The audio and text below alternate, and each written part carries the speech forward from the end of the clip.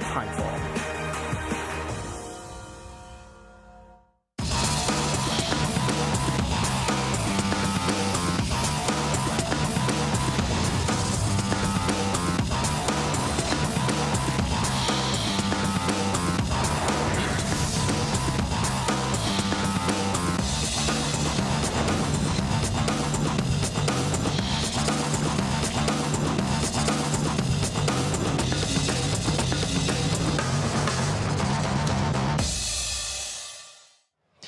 Welcome to Goodwood, day 2. Yesterday was glorious, had a bit of everything, didn't it? Oh my gosh, the meeting got off with a bang, didn't it? And Scandinavia in the feature race, the Goodwood Cup, we were all looking for the clash, weren't we? But simply just a younger, better horse now. Yeah, and he was too good, despite what happened with the loose horse. On to today, the race that you said yesterday of the whole meeting you were most looking forward to. Can the unbeaten 3-year-old colt do it and stay unbeaten? And that is Bo Echo, and everyone knows about Bo Echo now. It's an amazing clash, isn't it? And Gstaad obviously looking to finally get the better of him. The last 2 times it was Bo Echo, and then you've got, you know, a little fly in the ointment in Opera Ballo. Yeah, who's probably going to go and try and dominate. And that's what this meeting really lives upon, I think, is the Sussex being the standard setter. And we build it up as a great race each and every year. But this year, it really is. This year, it really doesn't disappoint. And I hope we're feeling that after the race. Is this the best Sussex we've seen in years, do we think? I think in some years, I think going back to your sort of Toronado Dawn Approach meeting, which came a couple of years after Frankel Camper Cliffs, I think for me, it probably is, because you've got that unbeaten 3-year-old colt factor in there. And obviously the views, the beautiful sunshine. We're in for a fantastic day, aren't we? And of course, the Sussex Stakes, always going to be the feature of the week for me. Yeah, I'm just going to try and stay off the sauce until a little bit later on. Okay, As you give that a good go. You hold me to that. There's loads to look forward to, in particular today's Sussex Stakes. Who's going to add their name to that famous Roll of Honour?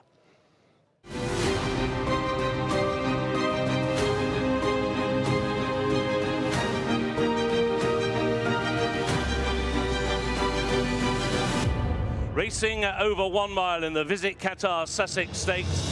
And horses that are top class in their own right are made to look pedestrian. Toronado's coming home strongly. He's grabbed the lead. It's Toronado's day. Now begins to surge. Kingman carrying a Toronado, and Kingman will run him down. The Gurkha is in front. Ribchester coming home strongly, but it's the Gurkha just. Again, Frank Editoria, John Goldstone, 2 darn hot. But this horse has got gears that other horses do not possess. It's Paddington, he's still going to be unbeaten this season. He's going to win the Sussex Stakes. But Notable Speech will have the final say in the Sussex Stakes. And it will be Kirat in a shock in the Sussex Stakes.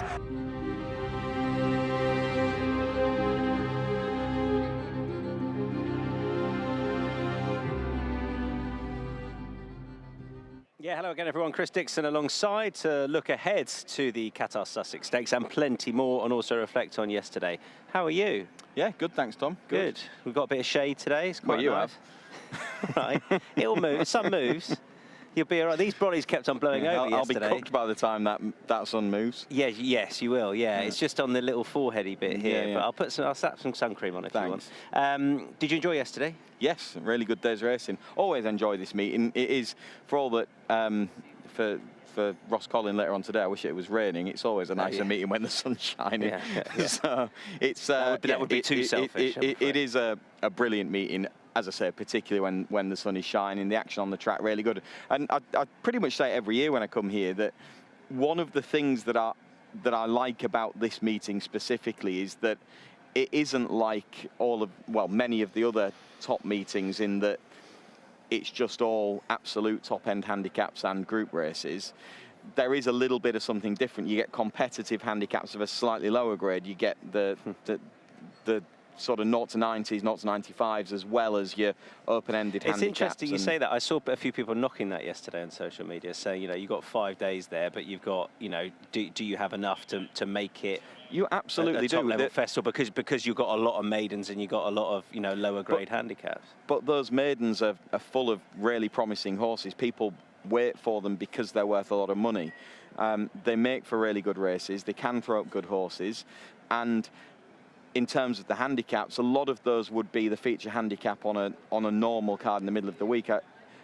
I think it works really well, this meeting, and in a sense, some of the other meetings are brilliant for the fact that it is just good race after good race after good race. But I like how this is. It feels a bit more relaxed. It feels like you can really focus in on what is the feature race or races of the afternoon, and the rest of it doesn't get in the way, but it's a really good supporting act. And that's what I like about it. It's always been one of my favourite meetings, this. Scandinavia was excellent yesterday. We didn't get the duel we perhaps wanted. I don't know whether we would have done, despite what happened with Amelot. Obviously had an impact at the start of the race and at the finish of the race. So this is first of all at the start. Yeah, it was unfortunate. I think Hector had much chance there, but he did then have an impact later on in the race. What did you make of the start? Well, look, it's just gone the wrong way. Yeah, and that's happened. But you know, as soon as it does, that there's potentially going to be a bearing on the race because of the loose horse, and it wasn't sort of unpredictable that what happened might end up happening, but you don't exactly know how it's going to happen and how he's going to get in the way. It took away the potential of a real good dust-up between these two like we had at Royal Ascot. And because of the type of horse that Scandinavia is, Ryan Moore's quite happy to sort of chase after the loose one, essentially, and that's going to keep him company, and he just draws away to win decisively. Yeah. I think he'd have probably won anyway, given the margin that he's won by, but it did just rob the spectacle to actually see what the true merit of these two horses on the day was going to be, because we know that it's an emphatic success for Scandinavia, and whichever way you look at it, it wouldn't have been quite so emphatic, would it? And it's just the fact that as you're watching the race, you're just getting to the point where you're thinking it's about to get really interesting, and then it gets taken away, really. So a bit of an anticlimax in a sense, but I think the result would have ultimately been the same. How high is your regard now for Scandinavia as a stayer? Well, he just wins, doesn't he? He's just a winning machine. He stays very well. He's a very straightforward horse. You've got to admire him on several fronts, and it's not just talent and staying power, it's consistency as well. And he's still a young horse. He's only 4. So, yeah, you've got to admire him greatly. The staying division is one that we know has been easier is the wrong phrase, but I haven't got a better one, so I'll use it. Okay. It's sort of been... call Nick Luck? Yeah, or Bully. Yeah, Bully, one or the other, yeah. But it's kind of been an easier division to dominate. It has more regularly been dominated, hasn't it, in recent years?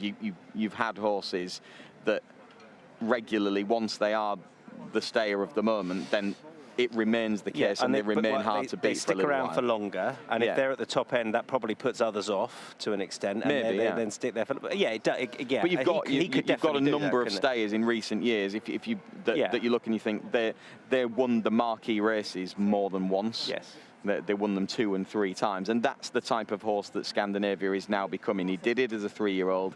He's doing it as a 4-year-old. So he's going to have had 2 years of dominance really in the staying division, and there's no real reason to think that won't continue. No. We had Lake Forest win very, very, I think emphatically in the end. And it'd be amazing if he were to do the double. Now, we knew how he was going to be ridden and what the setup he was likely to get was. Did you think he'd win here? Yes. I'd walked the course with Kieran beforehand, and as he said, it was kind of a plan B, because the feeling was that they might go a little bit harder, but he was always going to ride him how he rode him. And it was just a case of when he got to the cutaway, whether he went in or out, really. And he's not a hard race, is he? Watching the race, I got a little bit windy in the last few moments, because I did wonder whether he might get nabbed on the outside by Road Diplomat, who was coming strong, but he'd just managed to get first run on him. But yeah, for much of the race, I thought it was all very comfortable for him, and I was pretty confident that he could make up the ground when he was asked, because Kieran had just started. He knew what he was doing from the top of the straight. He knew at that point that they hadn't gone that quick, and he could just start to creep. And then he went for him a lot. If they'd have gone harder, Kieran would have still been sitting at the point that he kicked. He would have been waiting for them to come back to him. But he knew that they hadn't gone that quick, so he knew that he had to get the revs up and start making his challenge. And he got that one clear shot at it down the outside and just held on from Rogue Diplomat. It was a really good race. Okay, you taking credit for that, having walked the course for... No, absolutely none. No. You can if you want. No one will hear. And that was the Lennox. We then had the vintage the other way of doing it, over towards the far side, and Kaya Fraser and Dr. Rascal battling on up the rail to go and score. There was a moment where you almost had to just put your hand over your eyes and think Kaya's being Goodwooded. I did think it, so I thought he was waiting for the cutaway, and then I thought he'd gone a bit late for it. Well, I think he was waiting for the cutaway to see what happened. Yeah. And to be honest, if you wound that back a few seconds, I thought he'd made the wrong call to not go between the two of them, because that gap opened up. But he went further on, committed to the rail, and it very nearly closed up on him. But it was a bold move, and it was a move that paid off. And he's a young rider, Kaya Fraser, that is very much on the up. If you go right back through, if you check through his stats, right when he was claiming, his strike rate was always really high. He's a talented rider that has sort of just gone about business quietly, really. He's just steadily getting good results, doesn't seem to make that many mistakes. Even when you're watching one there and I think, oh, you've made the wrong call there, it turns out to be the right one because he won the race. So yeah, he's going about it well. Great for Ollie Cole as well. That's probably someone riding on instinct as well, which is what you try and do, you kind of want people to do. It's all well and good having plans going out there, and he was another rider that I saw when he was walking the course on his own yesterday, and he's just having a look and clearly going through things in his mind.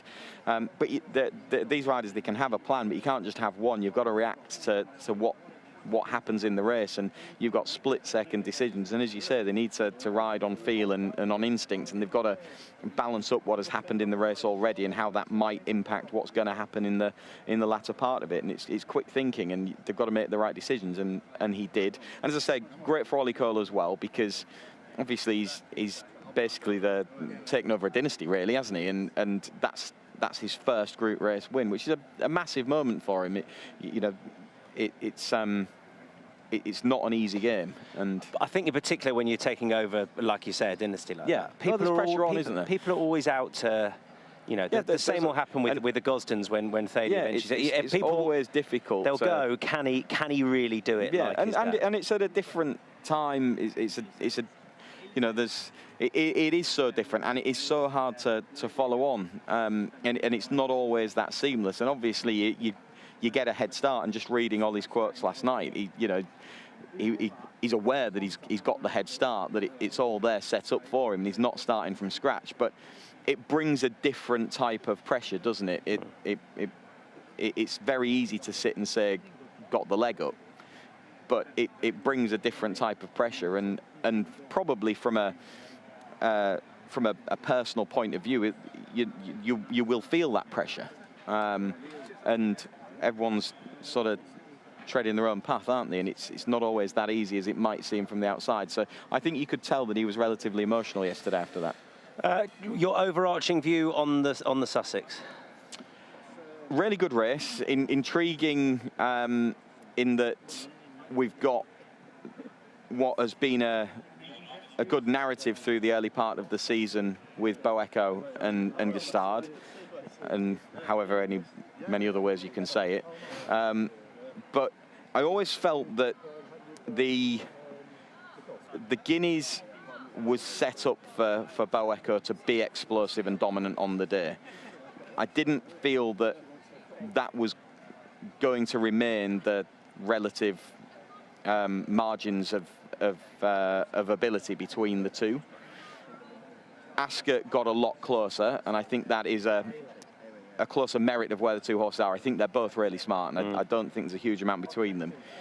Then you balance it back to today. What is it going to test? Who is it going to suit? And my feeling is probably Bo Echo. I think. And who's the biggest danger to him? Well, those two probably are, but you'd have to think that the 3-year-olds. I was having a conversation with Jim McGrath, formerly of Timeform, just up in the press room earlier, and you know, you're working through thought processes in your mind, and it's kind of like, how good are the 3-year-olds? Because in the mile division, hasn't really been tested yet. But when you look at anything from 6 furlongs and then going the other way beyond a mile to 10 furlongs, a mile and a half, it's standing up fine, isn't it? The 3-year-olds against the older horses. So I suspect that they're absolutely fine, the 3-year-old colts as a bunch, and I think for all that Opera Ballo should be better suited by this than maybe making the running at Ascot, which isn't that easy to do, and he was probably overdoing it a touch. Like, he's quite enthusiastic with how he races. I think this will suit him. I feel that the 3-year-olds will probably hold sway, and I feel that it'll probably be Bo Echo, but not a betting race for me, just a really intriguing one. All right, we'll be building up to that next year when you rejoin us. For now, Nick Lightfoot, back to you. Morning, guys. Facts 50 at the ready, I'm sure, as well, considering the scorching temperatures expected up and down the country, but particularly down at Goodwood, where we'll focus on today. For many, day 2 of the Qatar Goodwood Festival with the Sussex Stakes, the guys we're talking about, is the best race, the best day of the week. So, considering the quality up and down the card, not least that centrepiece, that jewel in the crown at 4:10, let's have a look at the horses who might just be starring by the time we get to the end of the afternoon. Well inside the final furlong, it is Can, Dylan Brown, McMonigal extending their advantage all the while over Almazan, and at the line, Can. But impressive here. First time up, Wild Blossom wins really well. Wild Blossom the winner. It is Flora of Bermuda in the hands of James Doyle showing in front, and she looks set to repeat her win in the race from 2 years ago. Another summer stakes for Flora of Bermuda. Inside the final half of furlong, it's Ruler's Pride ridden out to make a winning debut in the Silks of Wathnaam Racing. Ruler's Pride the winner. Echo by a length over Humidity. Action looking to get organised in third. Racing up to the line. No, it's Bo Echo. Looks like remaining unbeaten and do so in the Royal Lodge. Bo Echo the winner. Supreme King just goes on. Arantes Nascimento still finishing off strongly. Supreme King just. Oliver Show last away, but now powering home down the wide outside. But it is Crimson Spirit who's got the lead. Crimson Spirit to win. Good day ahead. Looking forward to this. This is the race card we're about to show you. Here it goes. With the going, certainly not going to be any softer than it was yesterday.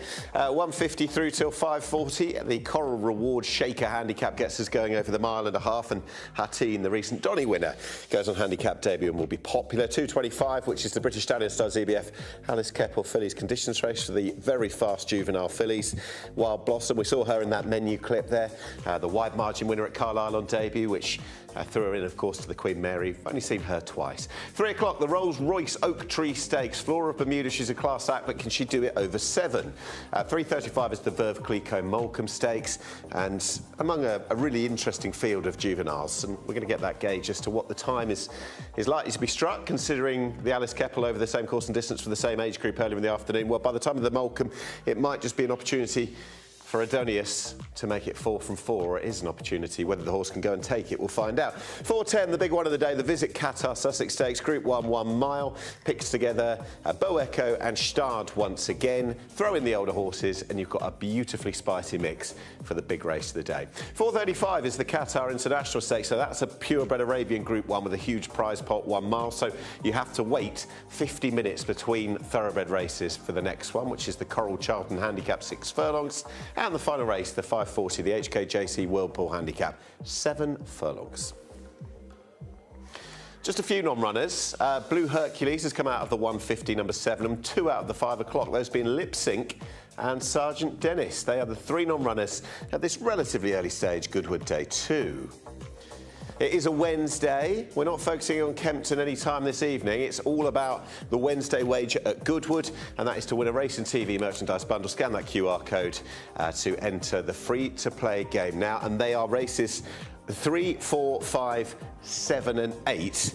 And, of course, excluding race 6, which is the purebred Arabian race. So, focusing on the last 5 thoroughbred races of the day.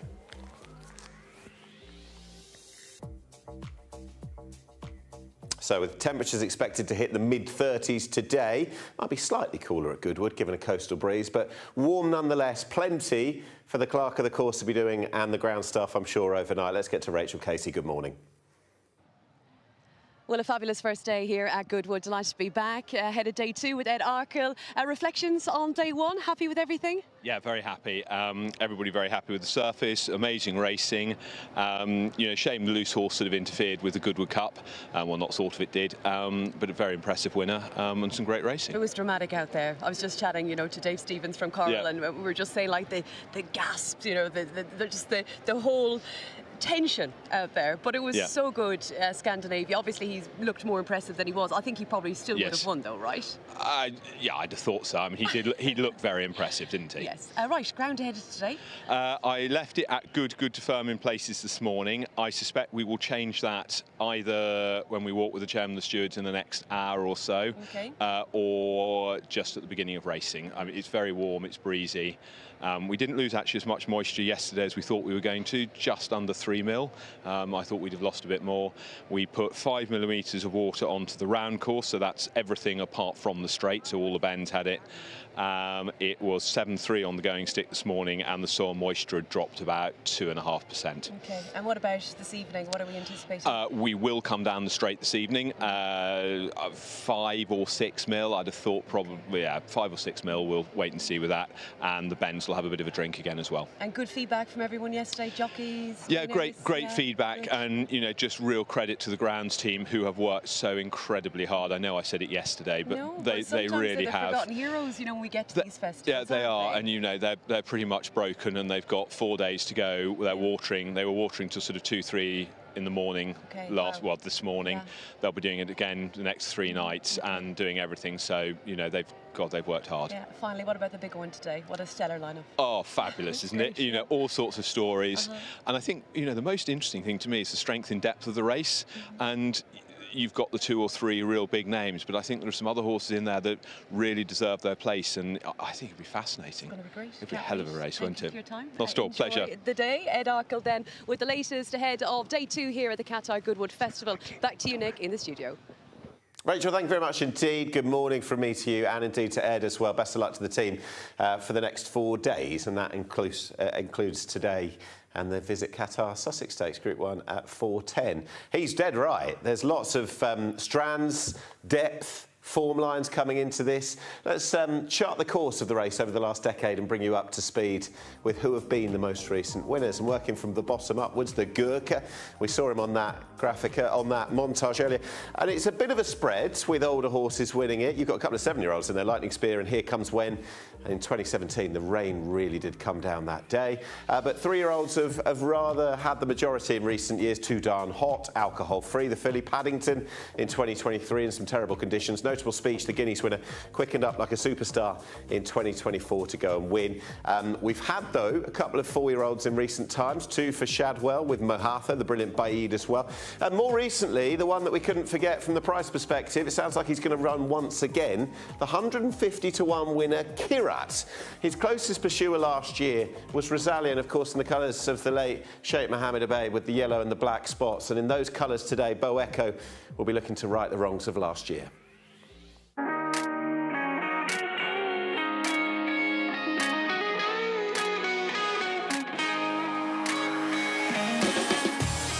Bo Echo now press on.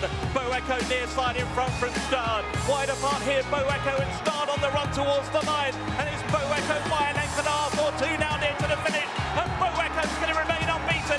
He's won the Betfred 2000 Guineas.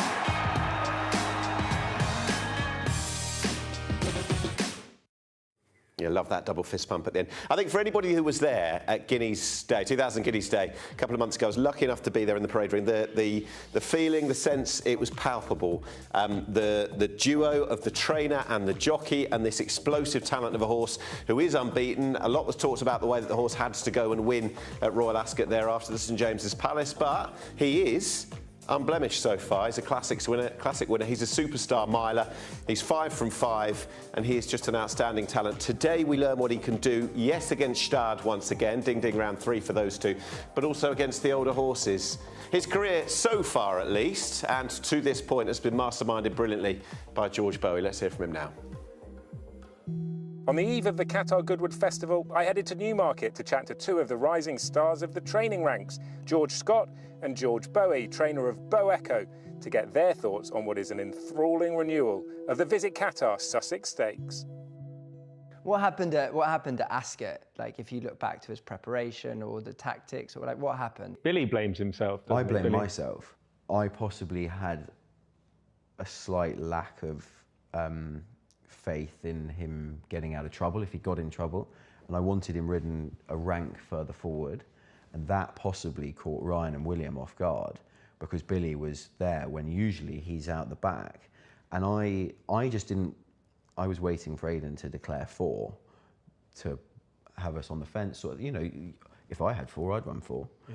And I think if we'd been taken back from the gate, I think it would have been a much smoother race because obviously Billy wouldn't have said to Ryan and William that he's going to be further forward, and you don't expect the yellow colours to be upside you, and it created a skirmish. It was a great image, wasn't it? An image I don't think you'll never forget that. When those 3 heads were like, Bo Echo's got this pointy head, like.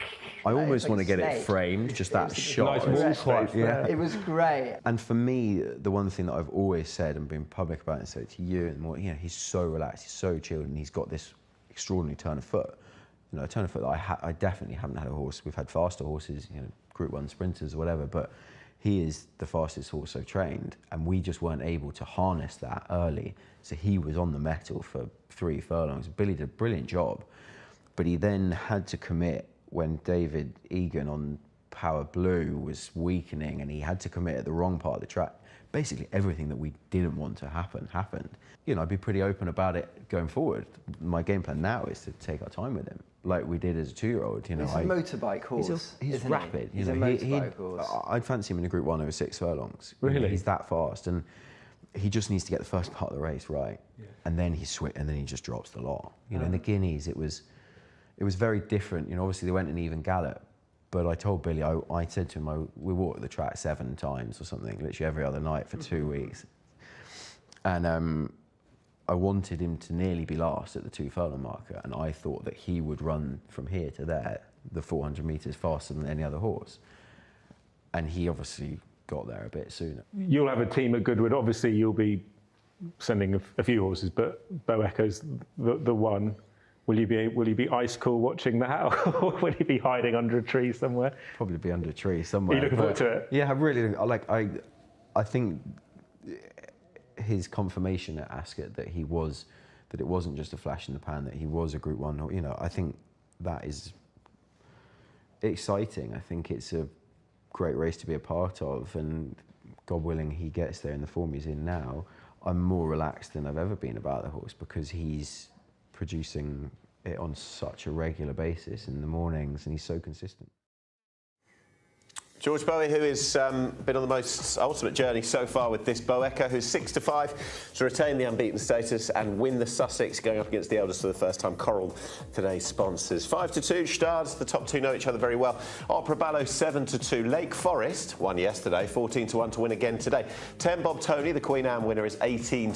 Savateri, 28-1. Eve Johnson-Horton, very excited, it seems, to run this horse from reading the paper this morning. Docklands is a 50-1 shot. Puerto Rico, 66s, Never So Brave, 80s. Seagulls 11, a winner at the meeting last year, 80s. Kirat, last year's winner, well, he's 100-1 this year. He ran yesterday as well. And Dorset, 200-1. They are the 12.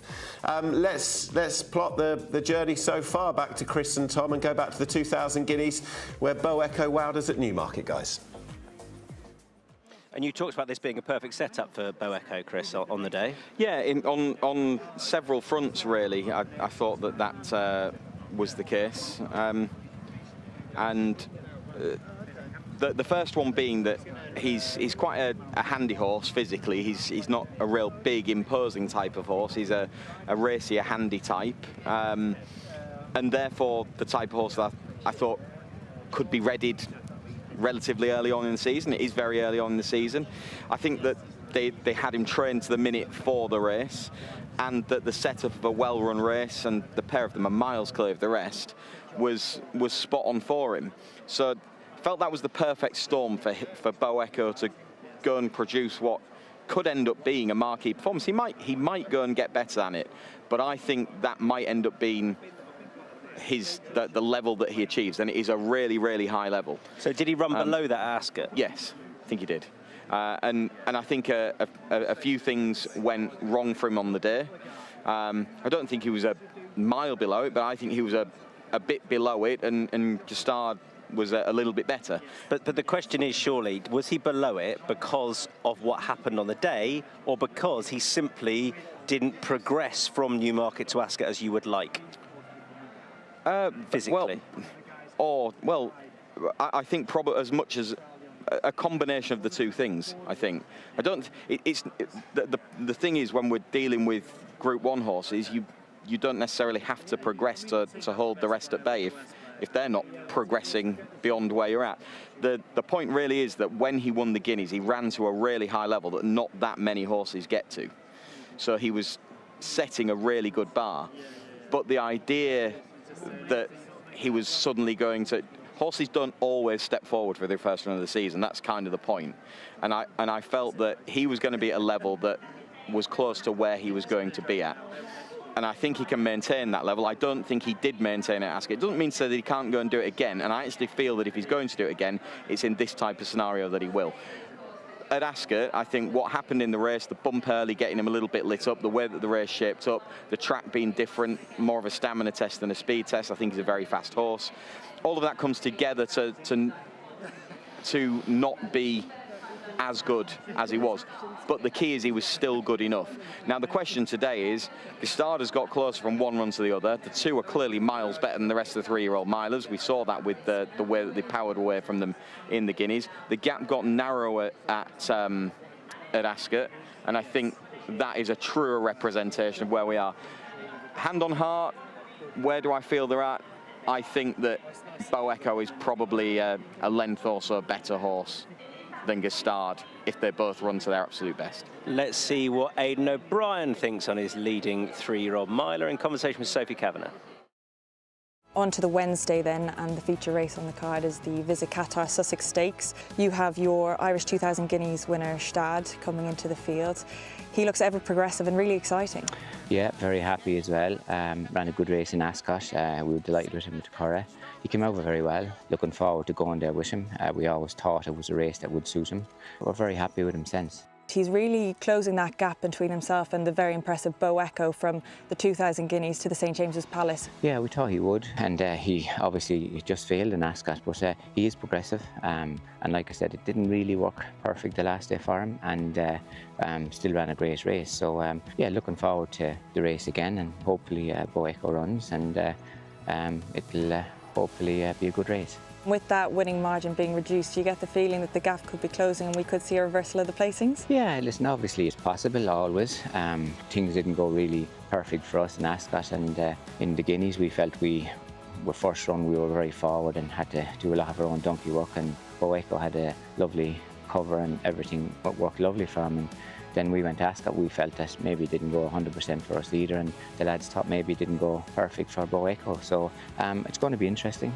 That's what I think makes these days great, and yeah, looking forward to see what does happen. How much physical progression have you seen from Gstaad through the season? Yeah, he's progressing. He's getting heavier, which is a good sign. His mind is very good. He's coming out of his works very well and coming out of his races very well. And do you think the Sussex Stakes will determine what trip we see him at going forward? Yeah, we always felt that he will have no problem going up. We always thought that a mile and a quarter wouldn't be outside of his compass. It's nice to have a horse like that you're not minding him through a race and you know that he's going to be finishing for you.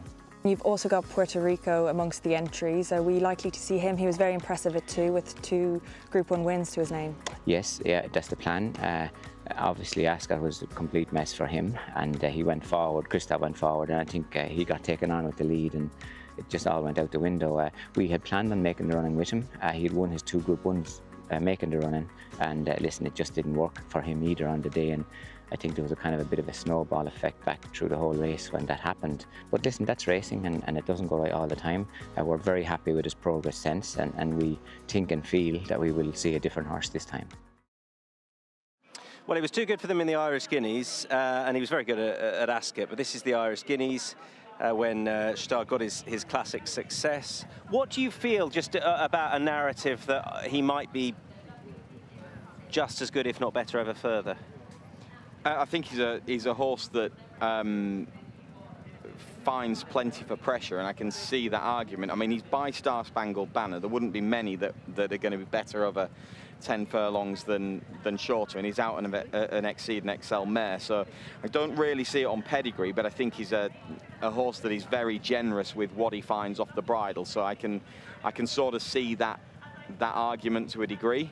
I guess it's because he's been beaten twice by Bo Echo. You're looking for a way for him. If there was no Bo Echo, he'd be the standout miler, right? Miler, yeah. And as I say, I don't think there's a massive amount between them, and that's why, as I said earlier, I felt that the English Guineas was the perfect storm for Bo Echo to run really well. We generally know that Aidan O'Brien's horses will get better for a run or two in the early part of the season, and particularly a horse like him that he's a big lad, and he's likely to keep on maturing for a little bit longer than Bo Echo, who, as I said, he's a handier type of horse. So I always felt that margin would narrow, and I think it has done. I ultimately think that Bo Echo is at his best a touch better than Gstaad, but not as much as the Guineas, maybe not quite so close as Ascot. And the reason for that thinking is that a few things went wrong for Bo Echo at Ascot that didn't really go wrong for Gstaad. We know that he had the perfect run through and everything, so and nothing went wrong in the early part of the race. He didn't get a bump and over race and become a bit lit up, and yet he still couldn't beat Bo Echo. So to me, it was that was the golden opportunity to lower his colours, and he wasn't able to do it. He got very close to doing it, but in my mind right now, that kind of sets the agenda that he needs Bo Echo to either be a little bit below form or something to go more wrong for him to lower his colours, or he has to improve again. I just feel that we're kind of getting to the point that certainly in the short term we know how good these two horses are, and it is very good. And then leading protagonist for the older horses is Opera Ballo, who I thought was excellent at Sandown. There was definitely a feeling from the camp out in Dubai over the winter that he was going to come into his own this season. They purposefully, Chris, avoided the Dubai turf. They had my ombudsman did Godolphin for that, but they wanted to give him a full campaign over here. And I thought he ran his face off at Ascot, to be honest, up on the front end over the straight mile. This was the reappearance. Yeah, this is at Sandown on his return, and I thought he was pretty good. He bounced out in front, and he sees off Fields of Gold with a good bit up his sleeve. He got the right kind of ride for Sandown, really. He was able to dictate to a degree, pick up and go away. And yeah, you just always, it looked like the perfect start point to a season, and I kind of felt like he would probably step forward from that at Ascot. And to some extent he did, because he was in a deeper race when he went to Ascot. But I think you made the key point with Ascot is the straight track. It's hard to do what he did, and the two horses that got the better of him there, 10 Bob Tony and More Thunder, they came from the back of the field, and we do know that the straight track at Ascot largely favours horses come from a little bit further back. Certainly once you're over 7 and a mile, more so than 5 and 6, a bit of patience seems to pay off, doesn't it? And he didn't. He isn't ridden with that type of patience. He's a forward-going, enthusiastic sort, and he latched on a touch. And I think this track will suit him better than the straight track at Ascot, really. Do you think it's right he's third in the betting? Yeah, I think so. But this is where, go back to the conversation I was having with Jim McGrath earlier on, where we find out today at this trip where the 3-year-olds are in comparison to the older horses, don't we?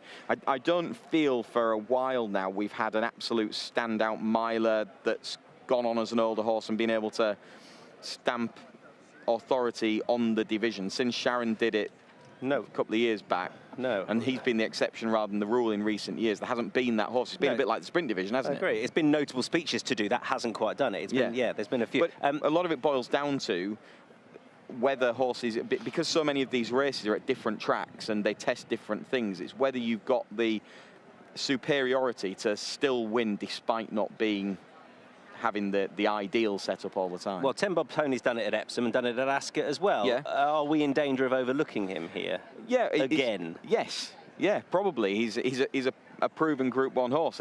It's very easy, isn't it, to when a horse causes a surprise at the highest level to write it off as a bit of a fluke. I think you have to take the fact that he's effective at Epsom as a positive for coming round here. I know it's going the other way around and everything, but it's been able to handle that type of track. He did it on different kind of ground, but he's a horse that has produced career best performances on his last 2 starts, and he's a 5-year-old for a yard that are going well.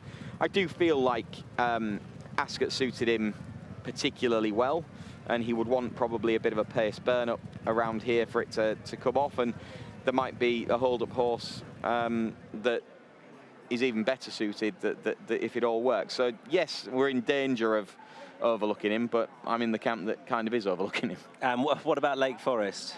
Again, it'll be different. I mean, it's unusual to. It's great. It's fantastic that they're giving it a go, and it was in the thoughts of connections to do that for the past couple of weeks. We saw that with the quotes yesterday, that they'd had the conversation, and it basically, I think, went between William Haggis and Patrick Veitch. If you're up for it, I am, and they're giving it a go. It's unusual when you see, we see handicappers do it day in, day out.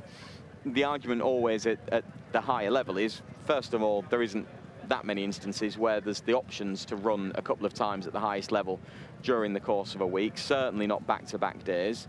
And at these higher levels, you do take a little bit more out of yourself.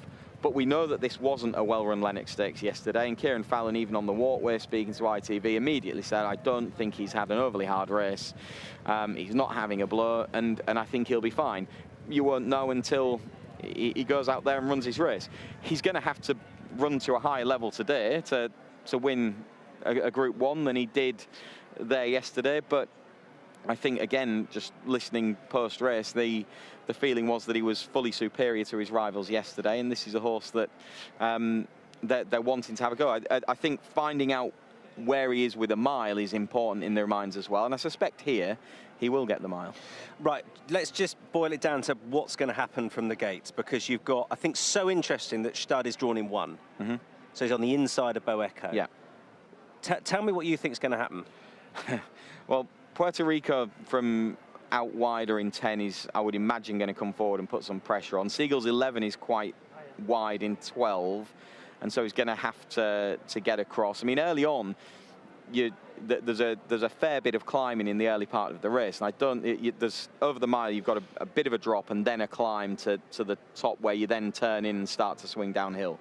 So I think no one will be wanting to work too much to get their positions at the point that you're climbing. I think they'll want to be in some sort of a rhythm and position by then. But I see those two, because of where they're drawn, going out there. Kirat's obviously another one that's backing up the day after yesterday. So Ryan from 1. Yeah. Where does he... Right, my thought process is he knows that the horse 2 on his outside, Opera Ballo, is going to go forward. Yes. And the horse in 2 is going to drop back. Yeah. So he should have a good line to follow Opera Ballo and get handy. Yeah. And that's what he'll choose to do, surely, because there's also a chance that the 2 other Ballydoyle inmates will be able to cross over, and, he should be able to have them on his left so he can see him. Yeah. And then the question, what does Billy do? The cutaway is still in, isn't it? The cutaway is still in. So does Billy choose to go right and follow Ryan, or is he always dropping out to angle left and slingshot up the straight? I think he'll probably follow Ryan. I think he'll go the other way. Right. And I think that could encounter more trouble because other horses coming back on top of him. But I don't know. That's what I'm assuming. I think he'll want to keep it clear. He might be really patient, but this is right back to the start of the day, the conversation, and they'll have their plans, and they'll have more than one, and you have to work it out as it goes. Obviously, Opera Ballo, going back to the pace, Opera Ballo is going to be a horse that that he's going forward. I would expect him to make the running because of where he's drawn, but then he's going to have that little bit of pressure from the outside to make sure that it is a pretty well-run race. I can't wait to see. I want to be able to pause it at the first furlong, genuinely, because I think that's what makes, with this size field, makes it so interesting. Yeah, and that you've got a few potential pace horses, but they're not all have to go on and make the running. What I do feel is a lot of the time in this type of race, you've got jockeys that are at the top of their game. You've got the best jockeys, and they are tuned in, and they're going to be so focused and have done so much work on what's going to happen, and just be at that point where they can reach their elite levels as riders. And as such, you might not get the mistakes. And one of the basic mistakes that you can see made on a day-to-day basis is going too quick. And I rarely think that in these Group 1 races with the top riders that you end up with a stupid pace duel. I just don't think it happens that often that they go tearing off and set the race up completely for the closers. Obviously, things happen within races, but I think it'll be well run. I don't think it'll be a stupid tear up. Good. Feature race, a little bit later than yesterday, remember, and very excited about it too. Those were our extensive thoughts. Nick? Lads, enjoyed that. Thank you very much indeed. Needs no introduction. Josh Kerr's alongside, though. Good morning. Good morning. Good stuff yesterday. We're going to have a little bit more from the analysis perspective as well. But we were just thinking, musing earlier, as to which horses, if any, in recent years, I'm sure there are more, contested in successive days pattern races. We're going to have Lake Forest, who won the Lennox, and also Kirat, who ran in the Lennox, both going in the Sussex later today. And you've trawled through the form book and used a little bit of AI in order to find out who the most recent one was. Yeah, So Beloved is a good example. 2018, David and Mara did exactly what Lake Forest did in terms of running in the Lennox. And then the Sussex in consecutive days, not with the same success as Lake Forest yesterday, but nonetheless, that's the precedent. OK, we'll just enjoy the thoughts of both Tom and Chris on the Sussex. You are going to provide a different dimension on the race. Come on, let's go with it. Yeah, just in terms of an angle that might suggest horses who might be suited to this particular test. There's obviously all sorts of ingredients that go into why horses win races, but in terms of stride pattern and stride frequency, that cadence, how quickly horses are striding, well, we've been looking at the data in terms of group winners over a mile at Goodwood in recent seasons, and here are the figures that bear out what that profile looks like in terms of their minimum stride frequency, their average through the race, and then their maximum stride frequency when they're turning over the fastest. And you can see that sort of 2.3, 2.8, 2.3 out, 3.8. And these are the horses in the race whose profile match it closest. If you look at others who don't, that we haven't put on this list, Docklands, for example, best suited to the stiffer mile at Ascot. His stride is considerably shorter, or sorry, less frequent, I should say, than these horses. The likes of Lake Forest backing up, his stride is much faster, suggesting why he's more suited to that 7-furlong test. And so Beau Echo, Gstaad and What about Kirat, who won it last year? Yeah, well, he's, again, a little bit on the lower side and kind of, yeah, he's an outlier, really, you can argue. But then at the bottom of that list, you've got Zavateri, who, striding patterns suggest will like this test. There's obviously a lot more that goes into it in terms of how have other horses improve past him. But I think potentially as a horse who could fill the places, it's a big ask today, giving away some of that race fitness compared to the prep other horses have had.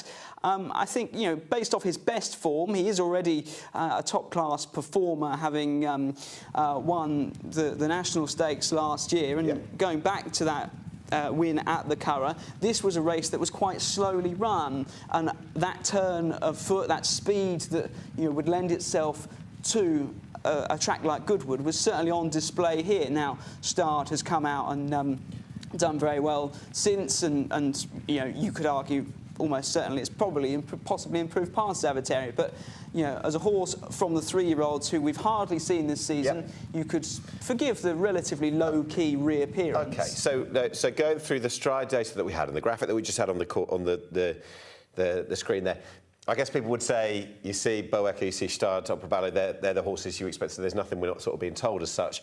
But he's the one that if you were going to be backing on this alone, but also a bit of, well, the ability of the horse, the track form, etc., would he be the one that you're suggesting might be a sporting outsider? Yes, and because you've got a dozen runners in the race, each way is very viable and you're not in danger of one coming out and suddenly losing the 3 places. So, yeah, from that sort of point of view, that would be my kind of angle there. But I'm really hoping that we will see a superstar performance from Bo Echo today. That's what we all want. Josh, a little bit more from you later on, but for the time being at least, let's go back to Goodwood and rejoin Rachel. Welcome back. Well, it's time for the betting update ahead of day 2. Dave Stevens from Coral joins me. Good afternoon. Looking splendid, may I add. Thank you, Rachel. You too. I actually recognised the brand of your dress, didn't I? For a man, that's pretty good. It was quite impressive. But you tell me your wife might be bringing a couple of these dresses this week. Zimmerman, yes. For those that, unlike me, didn't know. Shall we talk about yesterday? It was wonderful. What a race and such drama. I mean, I was watching it in the stands. It was just a case of the whole gasp of the crowd. But a wonderful performance and a great horse, Scandinavia. It sounds a terrible thing to say. It added to the drama of what was always going to be a brilliant Goodwood Cup anyway, the rematch from Ascot, the 2 big guns, Trawlerman and Scandinavia. I mean, poor old Hector Crouch and Amilock. Just a quick note of that, we have refunded all bets on Amilock. Okay. So if you're in a betting shop, obviously online, we'll just do it. But if you're in a betting shop, don't throw your slip away. But it was always going to happen. I think everyone in the crowd was collective hold of breath, wasn't it? We're keeping everything crossed that it was very dramatic, but we did not want anything nasty or unfortunate to happen. But it did add that extra element of real drama and chaos. It did. But I think it is important to stress, and I'm sure connections of Trawlerman might disagree. The best horse won. The right horse won. Yeah. I think everyone feels that. He's half Trawlerman's age, and as we've just seen at a World Cup, just changing sports people, the likes of Ronaldo and Messi, brilliant, but you can't go on forever. And Trawlerman at 8 isn't going to be getting better. Scandinavia at 4 very possibly could be. He could have a couple, 2 or 3 more of these races. And I believe, if I'm reading the press reports correct, which I have no reason to doubt my friends in the press room, Ryan Moore got off and compared this horse to Kyprios, or suggesting this horse could be better than Kyprios. Yeah. So Scandinavia is going to be around for a long time. And it's always just worth reiterating, these stayers, they do race for longer, and that's why the punters and the public love these races. Because you can have your favourites, and you're going to see them year after year, and we've had that with Trawlerman. I think anyone going with him yesterday, I think it was more heart over head. Scandinavia, though, the hero on day 1. What about day 2? We're all talking about a clash of Bo Echo and Gstaad, but then there's Opera Ballo fans. And beautiful pronunciation of Gstaad. You clearly holiday there in the winter. Yeah, it's not a duel on the downs because there's more than 2 horses in this. Bo Echo comes here as an unbeaten colt. The last 2 unbeaten colts to come here were Baid and Frankel. Now, Frankel came here twice as an unbeaten colt. The second time he was 20-1 on. Baid was 6-1 on. Bo Echo is odds against. What does that tell us? It tells us we don't yet think Bo Echo is a Baid or a Frankel, but it also tells us that he faces proper rivals here. Old rival Gstaad, who had been replaced as second favourite earlier in the week, is now 11-4 second favourite. Bo Echo 6-5, Opera Ballo 7-2. Lake Forest, fascinating.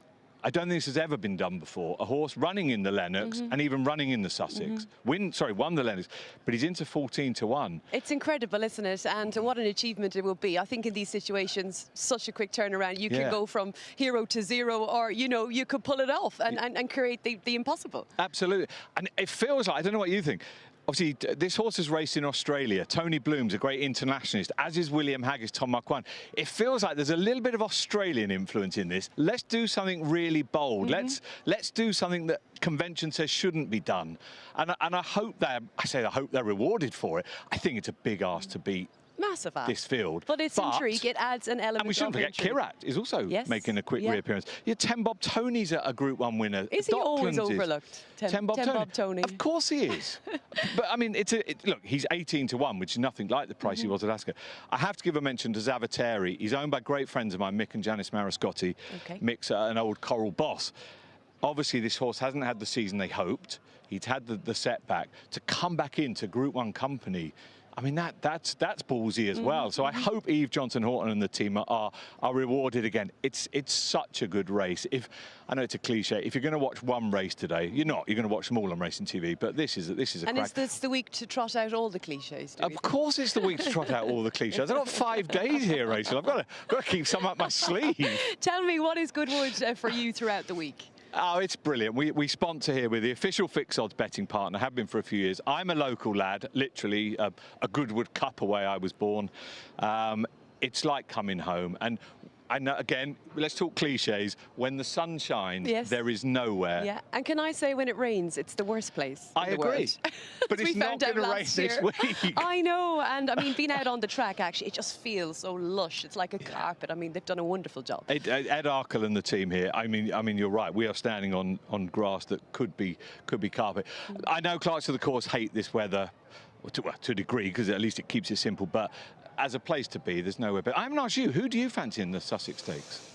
I'd love Bo Echo to win. Right. But I'm just a little bit concerned whether he has maybe hit the ceiling in terms of what he's achieved this season.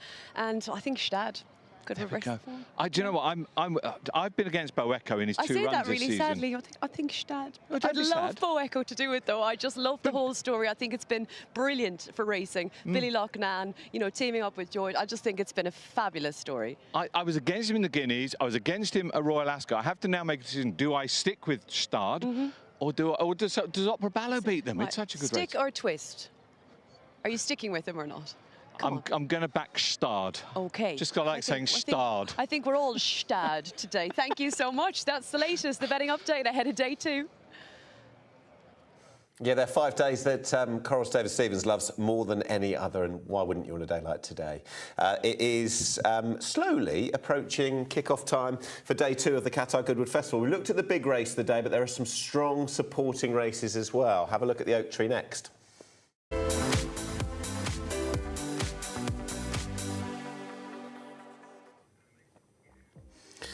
And a quick look at the horses who've won it in recent years, where it has been a bit of a bonanza for the classic generation. We did have that incredible finish last year, but it's been a strong year, really, as it was for Rafe Beckett. He had 2 winners last year with Sakara Sands and Tabiti. He's got 2 runners today. Rakia won it in 2024. You have to go back to 2021 for the last horse older than the age of 3 to have won it. But some good ones did. A year after her 1,000 guinea success, Bilston Brook won it in 2019, and the Quality One Master successful in 2020. Quick look at the betting and see how they price up this year. Flora of Bermuda 11-4. These are with Coral. Saida Darian at 100-30. Planet Seeker 5-1. Xanthos is 5-1. Radiant Beauty 15-2. Dash of Azure 12-1 shot. One of the 2 in there for Rafe Beckett, who had that wonderful dead heat last year. Whichever way, he enjoyed a photo finish, I'm sure. Royal Velvet 18-1. Awaken 20s. Orion's Belt 25s. 28s Harlow Fernandez 40s, and bigger the others. All right, let's hone in on this one. This is Flora of Bermuda. She's a 5-year-old bidding to show that the older horses are still capable of winning this. She's had a good season so far. James Doyle will be looking to guide her home. Guys, as we go across to your first thoughts, top rated in the race, winner of the Alice Keppel. The one question is the trip. Is she going to be as effective at this distance? Yeah, giving away a good bit of weight as well to the 3-year-olds. What do you think? 7 furlongs here? I think it'll suit. Absolutely fine. Watched back the Maurice de Geest, 6.5 furlongs, and saw the race out well there. It's a relatively speed favouring 7 furlongs. As I say, you climb early on in the race, but I think she's switched off enough to not waste energy in that part of the race. And from 4 out, you're pretty much running downhill and then levelling off. So it's a relative test of speed. Don't think it's an absolute stamina test, and I think she'll be fine at the trip. So yeah. Does Rishi Prasad work in television? Yes. Does he? Do you think he'd ever steal the cameraman away while you're on a live broadcast to take a photo of himself? Would that ever happen, do you think? Would Rishi ever do that? Well, he's an unprofessional person that works on TV, isn't he? He said no, he wouldn't shout in the background either. He's ever the professional, is Rishi. Hi. But he's going to walk off very shortly. I can't believe he made me do a silly voice. Rishi's managed to get in the shade. You're in the shade. Aidan's in the shade. Everyone's in the shade apart from me. Tell you what, that ear, you're gonna have one very red ear. Let's have a look at Flora. So we've got a couple of her. We've got York and then Newmarket. I've just gone to the table for the rest of this. Please do. Please do. Yeah, she's. You know, this is obviously Group 3 company. She was a winner in listed company prior to that at Newmarket. Do you think she will be positioned here as well, like forward from where she's drawn? Are we still on Flora of Bermuda? Yeah, still on Flora. Sorry, yeah. I've just been finding the shade. That's all right. Yes, I would think so. Nicely drawn in stall 4, so I would expect to be in a nice enough position with a couple to follow. I think there's enough pace on to get that sort of slot. The cutaway will help to a degree from there. And yeah, I think she's, you know, one thing we've seen with her a couple of wins this season is that she's a real trier, isn't she? On each occasion, she's been very tough to hang on in those tight races. And Royal Ascot, the below par run is completely excusable given how worked up she was. So I think she's basically, when other things haven't got in her way, she's been really good this season. And she's won the Alice Keppel here before. She's fine at the track. Sound like you're quite positive about her. Yeah, really positive about her. At 11 to 4, do you think she'll win? Yeah, I think she's got a great chance. I think this is obviously a race that has been dominated by the 3-year-olds in recent years, but I think the 3-year-olds are unconvincing, really. The shortest price of them is Xanthos, who is the highest rated in the race, but hasn't run to anywhere near that rating in a couple of times this year, so there has to be question marks there. I think the biggest danger to Flora of Bermuda is probably Syed Darian, who is also needing to prove stamina up in trip, but she's by Darian. That would give you a good bit of confidence that she'd be fine over the longer distance. But as you go through her form, and she finished in front of the favourite at Royal Ascot, but as I've mentioned, Flora of Bermuda had her excuses that day. When they've met on a more level playing field, Flora of Bermuda have tended to come out on top. So they're for me, with the 2 key horses. They are the 2 key horses in the market as well. But yeah, I think this one can be Flora of Bermuda's, and for me, she is the best bet on the afternoon. Okay, nice. I wanted to just come to Planet Seeker just because Rafe Beckett obviously saddled the first 2 home last year and has got a decent record in the race. Interesting that he's put her in here, given she's got a little bit to find. Yeah, she does. She's the other 3-year-old that is that is right there in the market alongside Xanthos. It is clearly a big step forward. She's won a handicap off a mark of 85 on her most recent start, but you know, the fact that they're willing to give it a go tells you something, and it is backed up in her pedigree, isn't it? She's out of Dancing Star, so you know there's the potential in her pedigree to be up to this kind of level of competition, and she's only 4 starts into a career that started with a win at this track last season in August, and on every run she's kind of found a little bit more, really, and definitely a career best last time out with an impressive victory. But the unknown is back into this race. She did try Group Company second time out last year, didn't she? But it was on slow ground. Flora Bermuda then. Yep. Keep it simple. Yep. What about you? Put you on the spot there now, haven't I? No, you haven't. I thought that, yeah, I think Flora Bermuda is most likely winner. I thought Royal Velvet for William Knight is proven at Group Company over 7 furlongs and quick ground. Yeah. Which not a lot of them are. So I thought she'd run pretty well at a price as well. Yeah. But there was a stage where I thought Syed Darian was a little bit too big in comparison to Flora Bermuda. Yeah. I'm not convinced now. But they're quite close. What are they? 11 to 4, 7 to 2. Yeah. Yeah. But they've just got a little bit closer. Syed Darian shortened up, and now I think Flora Bermuda would be the most likely winner. Yeah. Good. So you're following me in. Following you in, and a bit on Billy Knight's mare, perhaps at a slightly bigger price. That's our thoughts on one of the fillies features today. Let's head out and find Rachel. Well, the floral delight of the Mason Perrier Archway here at Goodwood. Now, we've all been enjoying the World Cup, haven't we? Hydration breaks, we've got used to them, and this is kind of like the hydration break Goodwood style, and delighted to be back, of course, with Neil and also Alex Lambert from Mason Perrier. Good to see you. You too. Thank you. And tell me, you had a great day yesterday, didn't you? We did have a good day yesterday, yeah. First year for us in terms of a sponsorship with Goodwood, so great fit for the brand and excited to be here. I was just saying, you know, the World Cup, we've got used to hydration breaks, and this is Goodwood style hydration break, isn't it? Tell us all about Mason Perrier. I mean, all the variety right there. Yeah, so, I mean, you'll all be familiar with Perrier, obviously a brand that's been around since the late 1800s, and the link there, it was actually given a royal warrant by Edward VII. Goodwood link there. Very Edward good VII link. with the I like Panama. that. So, Yeah, you know, very nice. Yeah, so we've recently launched Mason Perrier. So it's a broader portfolio of products. We've got, so the plain sparkling water in terms of Mason Perrier. We've got Mason Perrier Forever.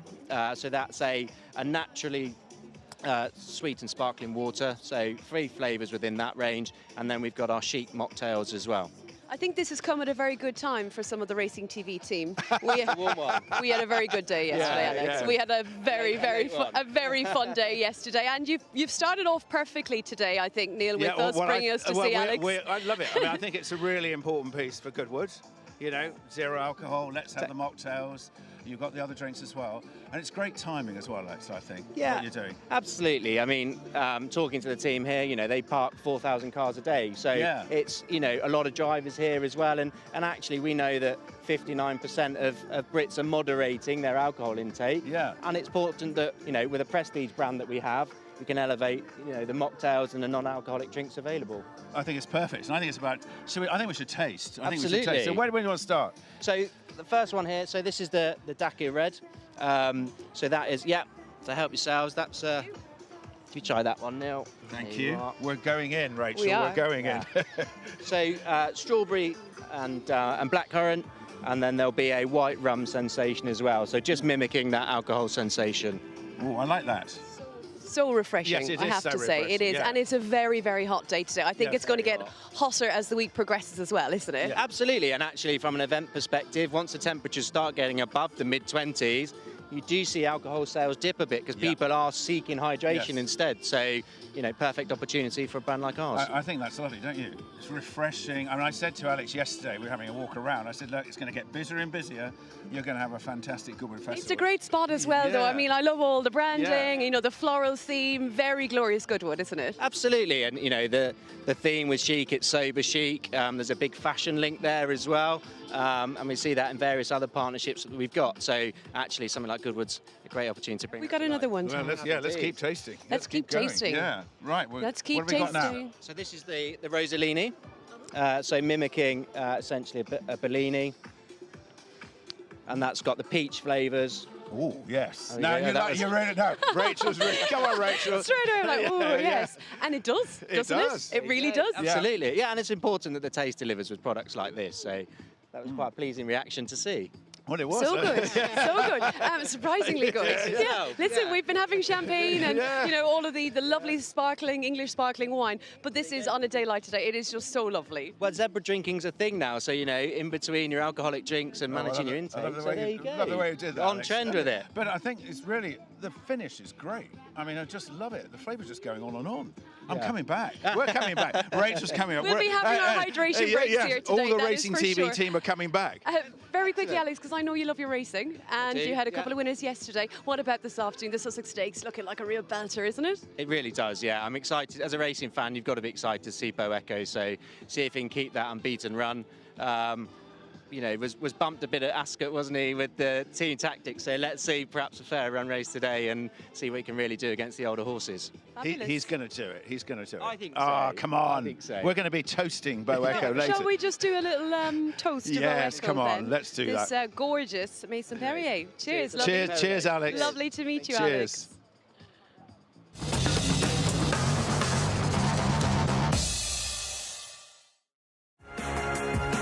Mark your card. Proudly sponsored by Timefall. We're We're into the final bend of the Coral Fat Derby, where racing lovers of the UK are in a spectacular contest. And watch this, he's shaking his phone like it's a pocket-sized maraca. They're all getting rewards now. He's shaking it, she's shaking it, they're all shaking it. Play the free Coral Rewards Shaker to win guaranteed daily rewards and offers.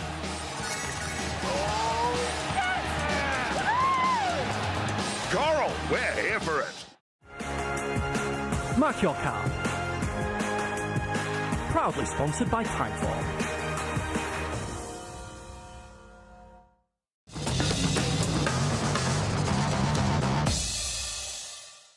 This is what the height of summer is supposed to be in British horse racing. Welcome to day one at the Qatar glorious Goodwood Festival. We're all set for the Coral Chesterfield Cup, and they're off. And Al Ali is going to go and get him. And Al Ali from Noble Horizon up to the line. The well-back Al Ali wins. Dr. Rascal all had to squeeze through and gave Pikachu a knock. Hafner still fighting. On the outside, Al Hudayba finishing off really well. Dr. Rascal. Here's Lake Forest with the late dash. Lake Forest getting up. Road Diplomat, the final challenger. Lake Forest, Lake Forest.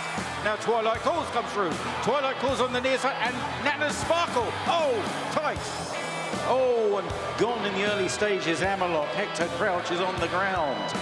Inside the final furlong, and Scandinavia, last year's winner, the leading stare in the country, Scandinavia, to a luckless trawlerman, and Scandinavia wins again. Yeah, what a super day it was for day one of the Qatar Goodwood Festival. They'll be expecting and hoping for more the same today. And considering the fact that we've got the Sussex Stakes, the centrepiece of the entire week for so many people, I think we can expect something pretty exciting. Right, Goodwood, also Galway. And Galway look forward to their plate day today. They've got the hurdle in 24 hours as well, but it's a proper card once again. A wonderful blend of the jumps and the flat. We start off at 5:05. Hip Hop Deloire, Champ Kylie, High Class Hero. They've all been recent winners of what is traditionally a warm maiden hurdle. Take note, in particular, if Willie Mullins wins it, and the market expects he might do that. 5:35, that's an open race. It's a handicap hurdle. Another open contest at 6:05. That's a mare's handicap hurdle.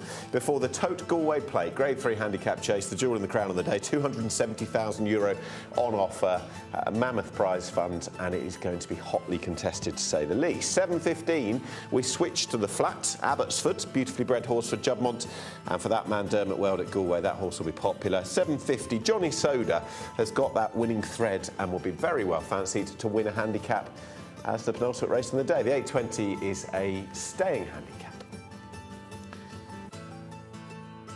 What a great name. What a list of names this is when you think of the likes of three-card brag. Funiculi Funicula, who is going to be very well fancied. Jesse Evans is there. Percival Le Gallois down Mexico Way. Rocky's Diamonds. These are a set of runners for the first race, or the big race, I should say, the Galway Plate. Reverend Hubert, Buddy One, King Alexander, King of Kingsfield, Ballygunner Castle, and down to Conyers Hill. It's going to be a properly run race, and they're going for a golden prize fund at the end of it.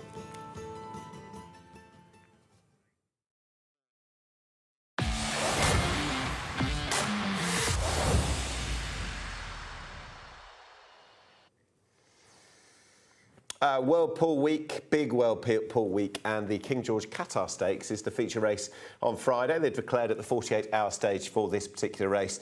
It's got a big field, 15 runners over the fast 1,000 metres, straight 5 furlongs. It's going to be lickety-split on this ground as well. Night Raider is one of the horses towards the betting in what should be a really open race. He's been a very good year since being gelded. He won the Palace House first up this season at Newmarket, and then went on to win the Temple Stakes before finding a fair few too good in the King Charles III, but he was quite a well-fancied horse. He's back down in grade again off the back of that Ascot run, and in truth, he's having a very, very good year so far.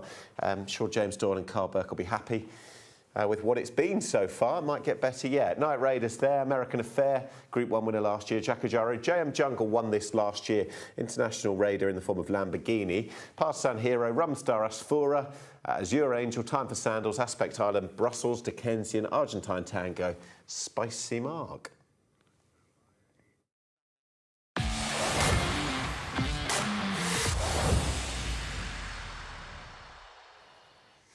Right, focusing on today's racing and the feature 2-year-old race today, it's all about speed. It is the Molecomb.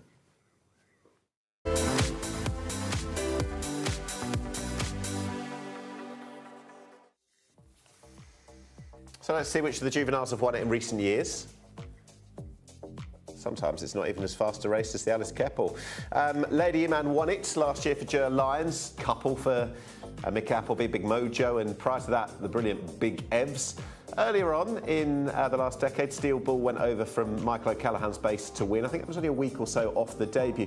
And I guess the star name in so many ways is Havana Grey at the early part of that list, considering what that horse went on to do as a sprinter and also as a stallion as well. They are the last 10 winners of the Verve Clicquot Molecomb. Now, these are the prices with Coral. Pashada's 3-1, Crownbreaker 4-1, Sail Shark now 9-2, Adonius Unblemished so far 5-1, Ruler's Pride 15-2, El Floridita 8-1, Brazilian Diva 22, 25 Flight Signal, and it's 28-1, and bigger the rest. Blink and you miss it. Enjoy this race each and every year. Let's get across to the guys and get their thoughts on the Molecomb. Tom. Thanks, Nick. Yeah, Pashada is the one that heads them off the back of a really good season and a good run at the Royal Meeting as well. We will start then with her, Sean Levy riding with for Richard Hannon. A nice and open field to it, though, isn't it? Yeah, really open field to it. It's a good race, this, because you know there's a few horses that can still improve. Obviously, it's early stage of the career, but we've got precocious 2-year-olds, really quick ones, and Pashada has already got the form at the track, admittedly yeah, at a lower level, but proved herself at a high level at Royal Ascot behind Victorious, which I think was a really strong performance. Obviously, Senorita Bonita has come out and boosted that form at Newmarket and making it look like the Queen Mary is the pick of the fillies juvenile form, which was kind of really the feeling anyway.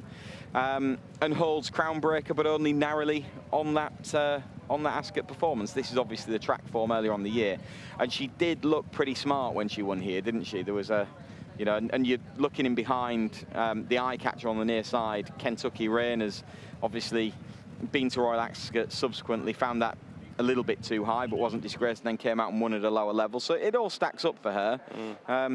And as I said, the fact that she's proven at the track is a real positive. I think it'll be a speedier race at the track today because of the quality of opposition, but you know, she was quite exuberant through the race at Ascot. I don't think it'll be a problem. Only 11 runners. Do you have a concern draw-wise for anything or not? Not really. There wasn't really any evidence one way or another that there was an advantage yesterday, was there? So I think treat it as a relatively level playing field until proven otherwise. And Pashada, I think, probably deserves her position at the top of the market based on that Royal Ascot form. But it's relatively closely matched between her and Crownbreaker, she's come out and won in listed company at Deauville since. Let's see what Carl Burke thinks on Ruler's Pride. It was probably just a bit below expectations at the Royal Meeting. Carl Burke talking to Josh Stacey.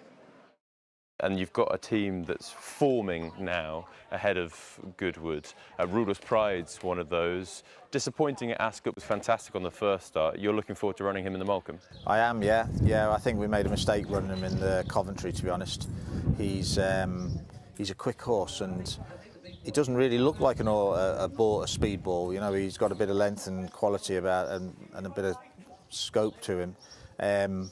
But after his first run, everybody who rode him work said, "You sure 6 furlongs? This horse is quick. This horse is quick." But we did have a discussion with Richard Brown, and I thought he'd stay the 6 because he's quite a relaxed horse when you put him in behind, and I didn't think that would be a problem. Richard definitely thought he'd stay the 6 and was more of a 6 than a 5. But I think in the end, between us, we made a mess of it. So 5 furlongs, speedier track, you think that's the way to go? I think so, yeah. I mean, as well, he got a little bit wound up and a little bit het up, ran very keen, ran a bit on his nerves, so that didn't help either. I'm sure he will stay 6 at some stage, but you know, I'm quite happy going back to 5.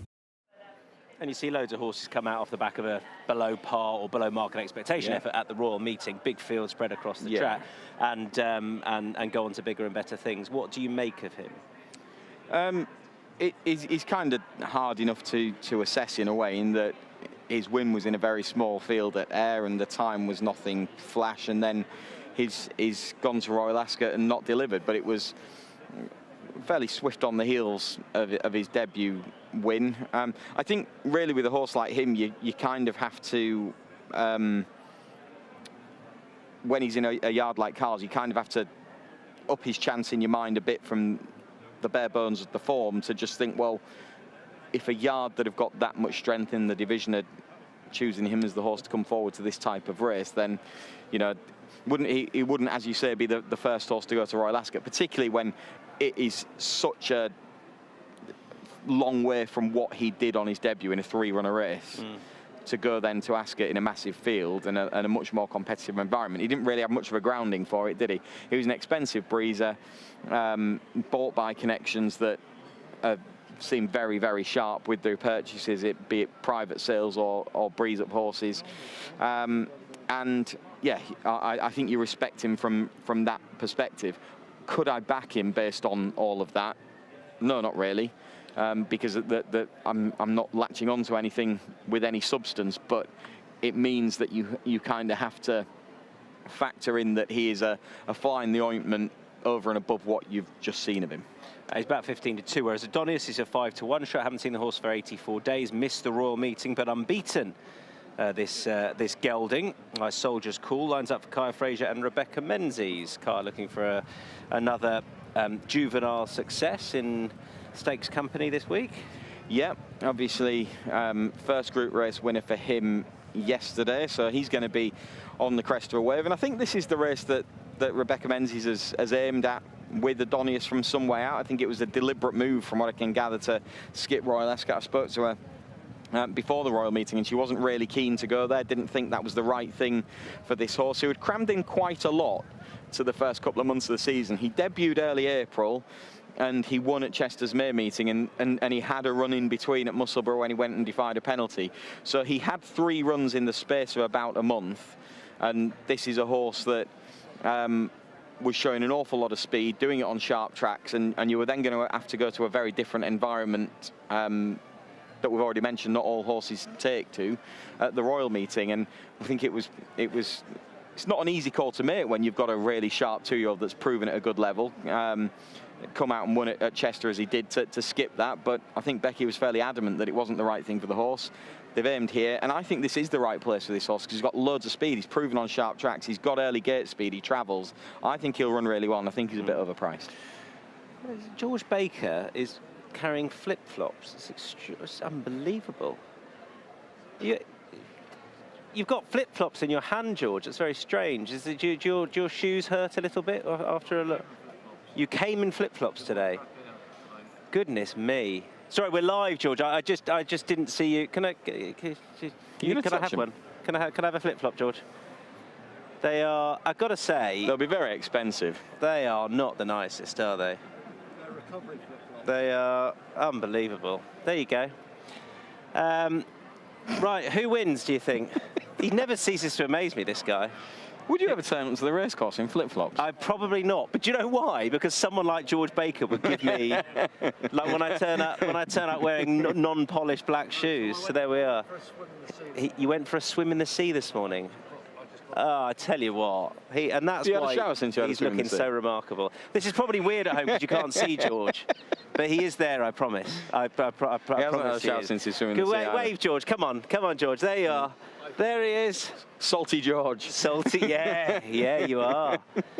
Say, cold water swimming is good for you. Is it? It's not good for me. I want to know who you think is going to win the Malcolm. Adonis is the one that's overpriced. There you go. Right, Josh, back to you. Thanks, Tom. No, I'm not sure entirely what's going on there either. Anyway, yesterday, one of the standout stories for sure was Dr. Rascal landing the Vintage Stakes for Oliver Cole, and on board, Kaya Fraser with that bold, daring move down the inside on the rail to go and land his first group success. The move of a man with plenty of confidence, and so he should have, striking at around 30% in the last fortnight. And in the last 12 months, 50 winners and an average over expected of around 1.2 2-2, suggesting his rides are somewhat undervalued by the market. He's got 2 rides today, one a big outsider in the Oak Tree, the other in the Molecombe, Adonis, as you were just hearing about. One of the 2-year-olds of the season so far, undefeated coming into today, having first burst onto the scene at Musselburgh. Let's go back to his first start, and very taking visually. You can question what he's beaten in behind this day, but when you're winning by 7 lengths over a distance of 5 furlongs, you need to take note there. And what I liked about this really was the time, to be honest with you, in terms of how it compared to different times on the day. The meeting time index was 6.8. The time index for this race was 8.2 out of 10, so significantly better. Rolling on to his next start, also at Musselburgh, showed plenty of speed this day, clocking more than 40 miles per hour, quickening quite nicely, and a slightly deeper level of form in behind.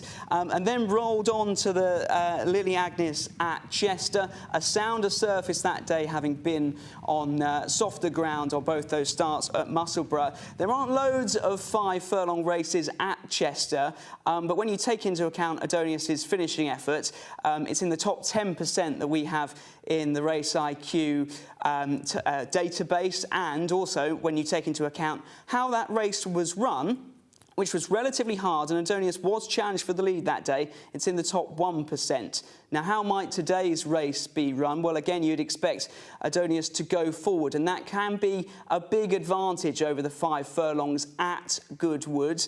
Now, clearly, the main meeting, there are more runners, and races can be more strongly run, which can skew things a little bit against this. But nonetheless, horses leading after 2 furlongs on the 5 furlongs at Goodwood have a strike rate up around 40%, 41%, which is huge, really. Now, he may well be taken on for the lead, and there might be a strong pace, but Adonis, a horse who has shown plenty of speed, and for sure will handle Goodwood very well, I think, as well. So Adonis, certainly for me, one to be on side with today. Now, let's get back to the track with Rachel.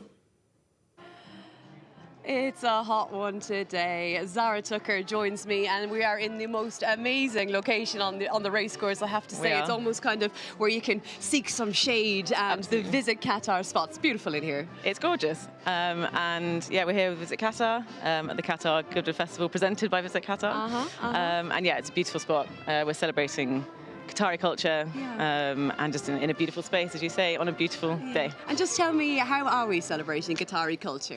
What have we got? We have got some beautiful carrot-flavoured ice cream. Okay, which we will get to. Which we'll get to. We've also got some Arabic coffee up here, the beautiful space, and then downstairs we have some beautiful linen pocket squares that can be personalised with your initials. Oh wow, how lovely. You can also win a trip to Qatar downstairs. That's something people should come and have a look at. Yes, yes. And how important is Goodwood and this meeting for Visit Qatar?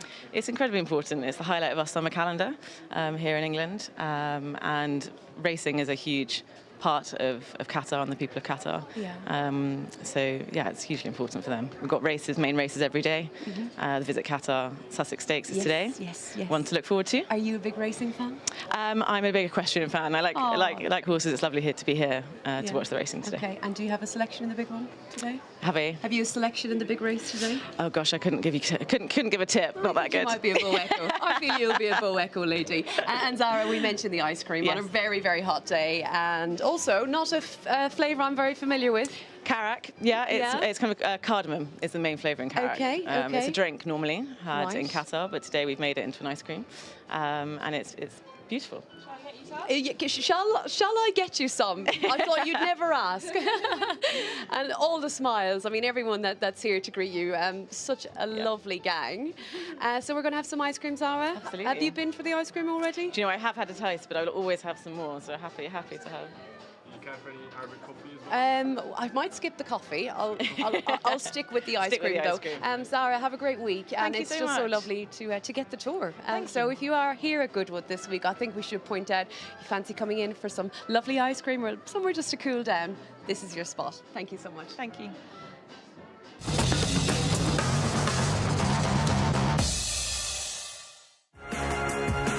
Mark your car. Proudly sponsored by Timeform.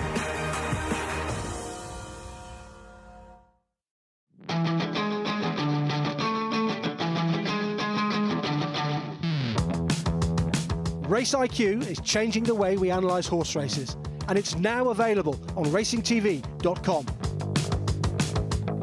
Dive into the Race IQ metrics on our enhanced results pages for all British and Irish races. Here you'll find easy-to-read data insights that summarise each horse's performance according to Race IQ algorithms. Compare the field with ease with metrics such as jump index, lengths gained jumping, 0 to 20 miles per hour time, and finishing speed percentage. Analyse sectional times for every furlong of every race in Britain and Ireland, with each horse's position, time behind leader, and pace graph providing more furlong by furlong insight than ever before. All of this data is available completely free, with metrics published minutes after the end of each race.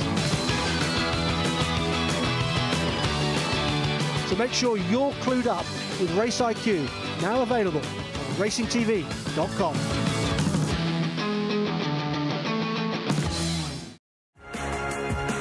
Mark your car. Proudly sponsored by Timeform.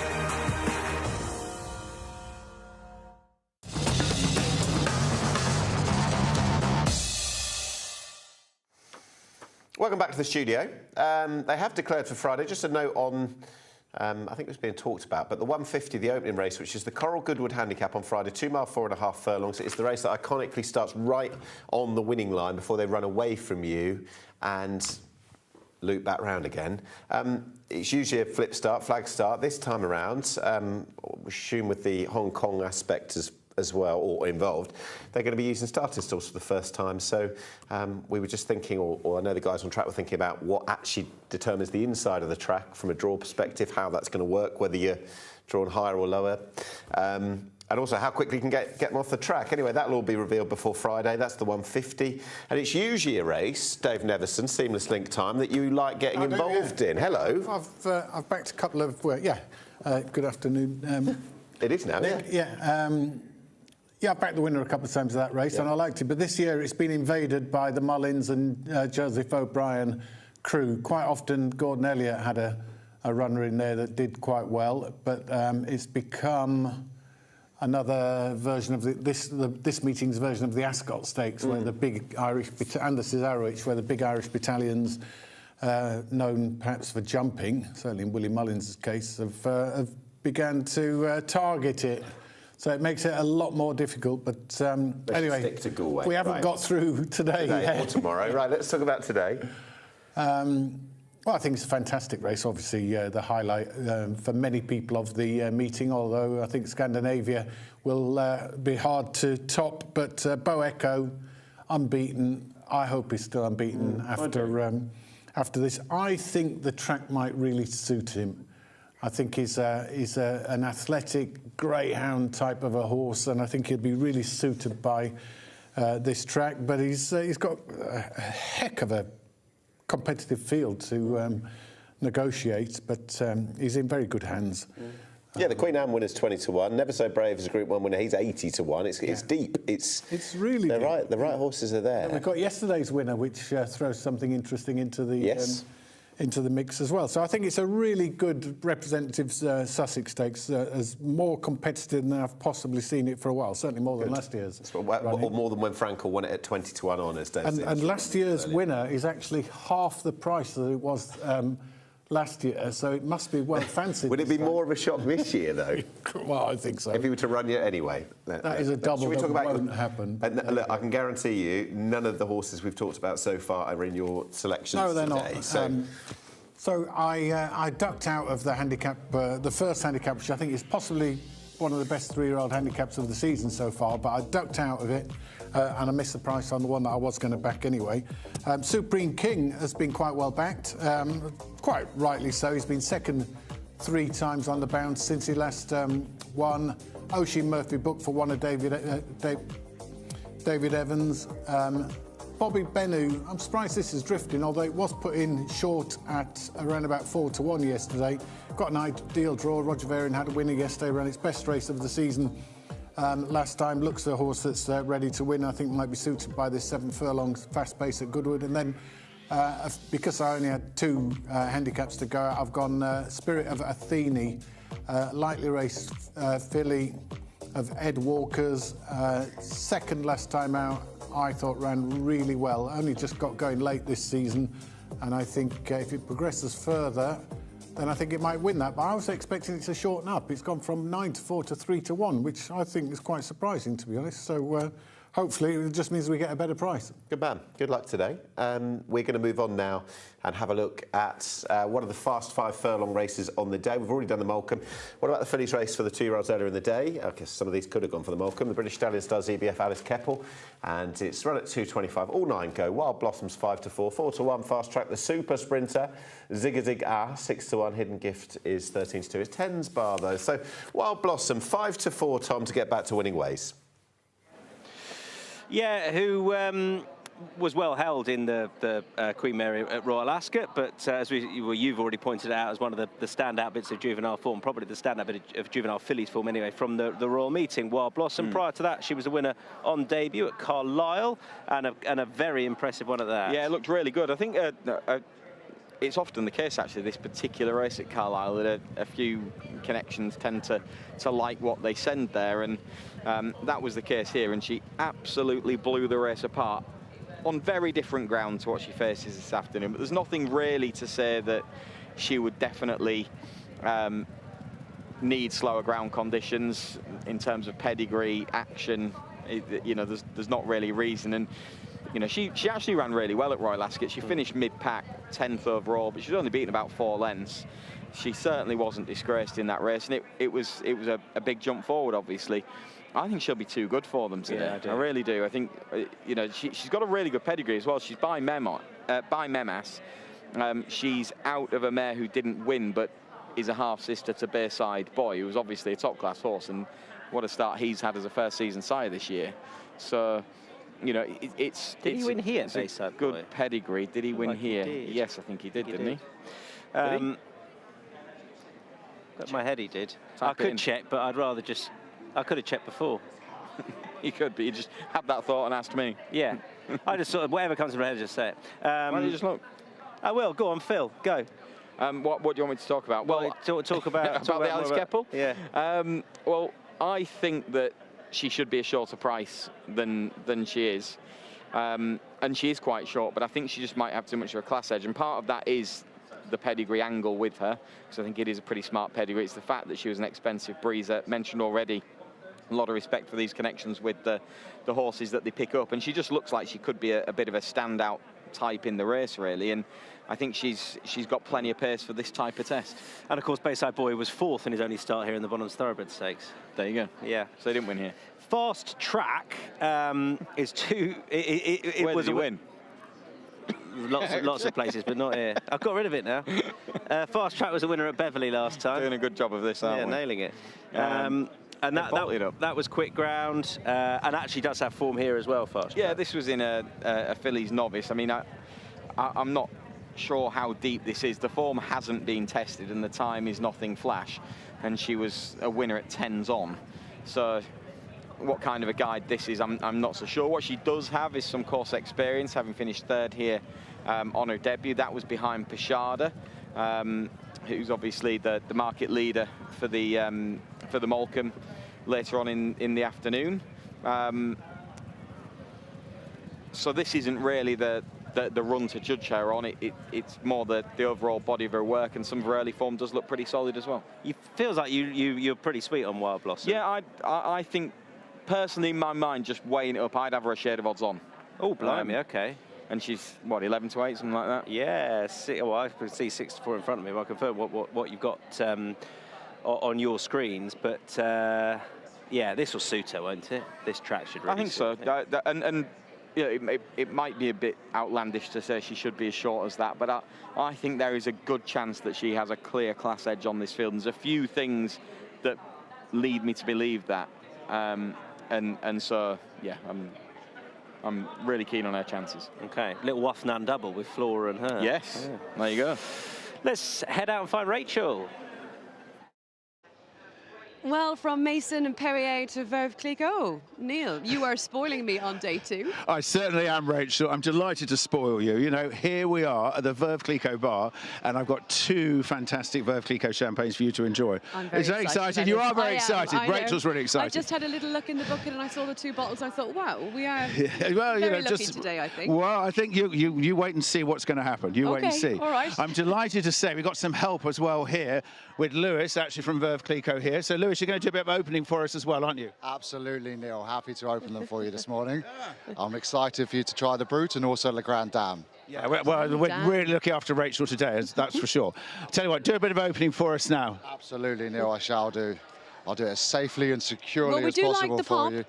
You We want a do pop? like the pop, Lewis. Okay, well, I can give it a little bit of a pop, but I don't want to go crazy because we have to still keep it safe, yes, don't we? Of course. There you go.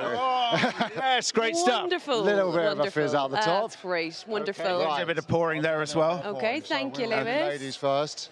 Thank you very much. Look at the way you're pouring the champagne. Welcome. Yes, this is a beautiful spot, isn't it? It's an best view, I think. You look spot. over, you see all the yellow and white Veuve Clicquot brollies, parasols. It's just gorgeous. One of the best spots on the racecourse, I think. I'm very fortunate to be up here. How many years have you been here? I've been here a couple. I've been with the company for about 5 years. Okay. But up here, this is the first one on Goodwood. And Lewis, are you having a pour yourself? I'm not, unfortunately, but I'm happy to serve I you thought guys. you were going to say it'd be rude not to. I really mustn't. I really mustn't. But I'm very happy to be pouring for you today. Thank you. I want to thank Lewis as well, because he's such a professional. And look at the way he poured the champagnes.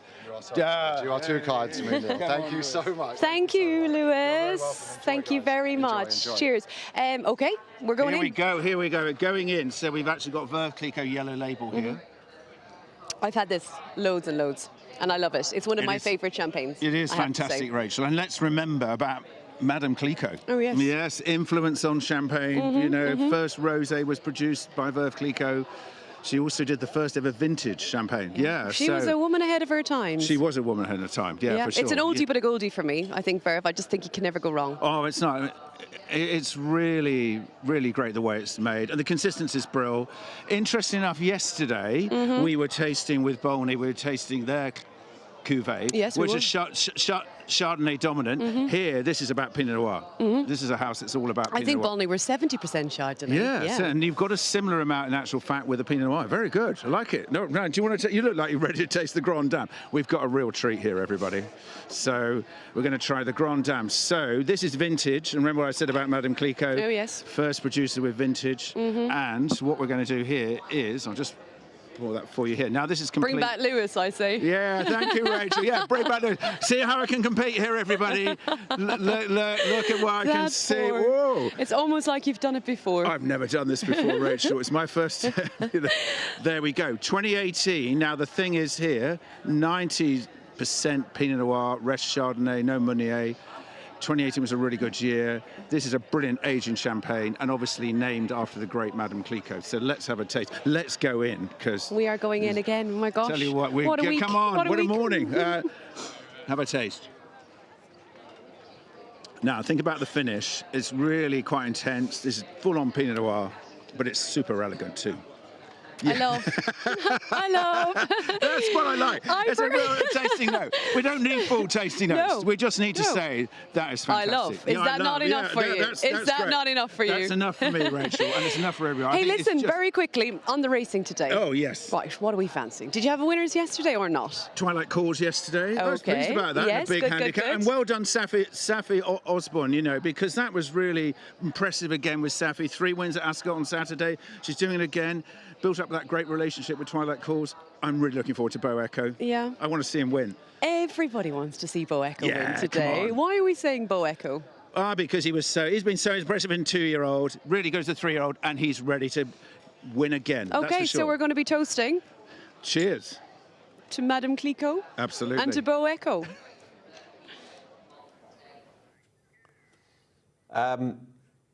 Having Googled how much a bottle of Le Grand Dame is, I'm sure it's all smiles until the Veuve Clicquot people come with the bill and present that to the wine tipster. Anyway, we'll see what shade of pink he goes at that point. Right, let's move on to the time form race of the day.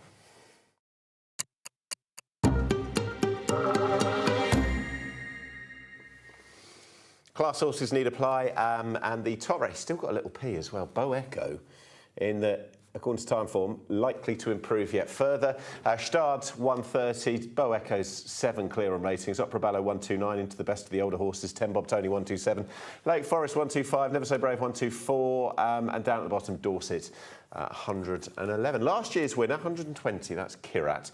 So Beau Echo is miles clear on ratings. How's it going to play out from a pace perspective? We know that Opera Ballo likes to get on with things, but you do also have Dorset and you do also have Puerto Rico, so there'd be a forecast generous pace on. At the end of it, and the key thing, Timeform's analyst is of the opinion that the unbeaten superstar miler, Beau Echo, is going to stay that way and win today's Sussex Stakes.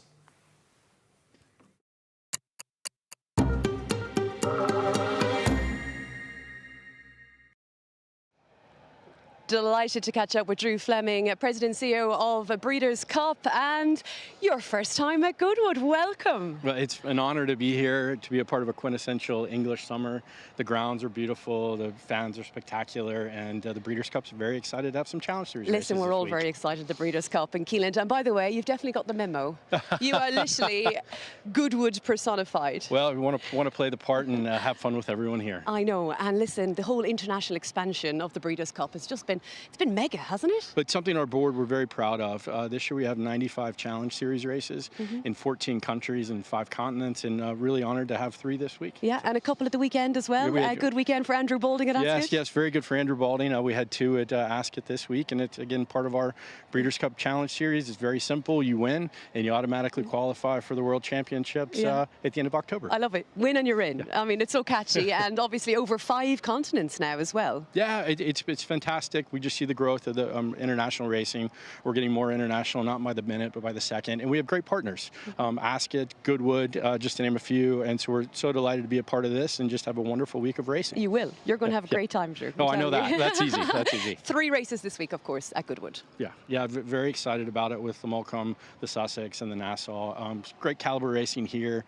Fantastic horses, fantastic trainers, owners. I mean, and that's what makes the Breeders' Cup Challenge Series. It's very simple. It's the best horses, the best races, and the best places, and that is Goodwood. Listen, it just sells itself, doesn't it? It's a beautiful place. I mean, looking at the gorgeous views, what were your expectations coming to Goodwood? Is it kind of everything you imagined? Expectations were very high, and they have over-delivered. It is fantastic. The facilities are amazing. Everybody's been so welcoming. The horses are spectacular, and it's just a real honor and excited to have some fun and be here. Yeah, and just tell us a little bit about yourself and, you know, how long you've been associated with the Breeders' Cup, like your journey to where you are now. No, it's been an honor to work for the Breeders' Cup. It's a wonderful organization. We're a nonprofit. Everything we do, we put back into the sport of racing, and have a phenomenal board, have a phenomenal members from all over the world. And as we grow, the sport grows. And so it's been an amazing journey and an honor to work for. What about the comparison racing stateside and the UK? I've never been racing in America, I have to say. That's the best part about racing. There's spectacular experiences all over. With the Triple Crown, and next week I'm actually headed to Saratoga for the Whitney, which is like quintessential New York racing. Right. It's one of the oldest racing facilities in the country, and you put on a coat and tie, have a cold glass of champagne, and see amazing horses compete. Sold. Yeah. Drew, we're sold. Yeah. Absolutely sold. Can I ask you, this is a difficult question actually, in the Sussex Stakes, who would you like to get that ticket to win and you're in? There are so many great horses, you know, but with Beau Echo, looks phenomenal. Gstaad won the Breeders' Cup Juvenile Turf, so, and among many others. So it's a spectacular race, and we're rooting them all on. Okay, well, we're rooting you on as well in the build-up to the Breeders' Cup. Drew, thank you so much. And welcome to Goodwood. You're going to have the best time. Thank you. I know that. He's going to love it, isn't he? All right, let's move on to the next race preview, which is the 150. It's the opening race of the day. It's a handicap over 1 mile and 4. Hatin is 2-1 on handicap debut. The Donny winner recently. Infrared at 9-4. Joseph O'Brien's only winner at Goodwood as a trainer prior came in this race last year with Omni-Man. He could win it again with Cannes, 9-2. Sierra del Toro at 15-2. Bay Royale at 15-2. Sea and Sun, 20s. For the trainer, has also got Parisian Scholar 33s, and in between them Baltic Fleet 28-1. Not the biggest field by any means, but we do have the 8. Hopefully that stays the same. Tom, back to you. Thanks, Dick. Yeah, you need to forgive Cannes a disappointing effort at Royal Ascot last time when drawn 21 and there wasn't a huge amount of pace on. I mean, I know that distance at Royal Ascot or at Ascot, a wide draw can suit, but that was wide. I think it's noticeable that Joseph won the race anyway and he was sent off this horse right towards the top of the betting, but it's whether you're willing to forgive that or not. Yeah, I am. And I'm kind of on following that angle that he was so strong in the market at the Royal Meeting, and it's a race that they won anyway. They had a lot of strength in depth, but he was clearly sort of a fancied horse going into the Royal Meeting. It just didn't work for him, did it? Here at Leopardstown, he'd won pretty nicely. The horse who he's got back in third was making its debut, Count Bezukov. But Count Bezukov then came out and won a Curragh Maiden, and then he went to Doncaster, and he finished behind Hatin, but he was giving Hatin quite a bit of weight on that occasion. So it kind of ties the form together to some degree. And I think that you might get Cannes with a bit of a handier position again today with tactics with not as big a field and a different setup, and I don't think he'll be as tactically disadvantaged as he probably was at Ascot.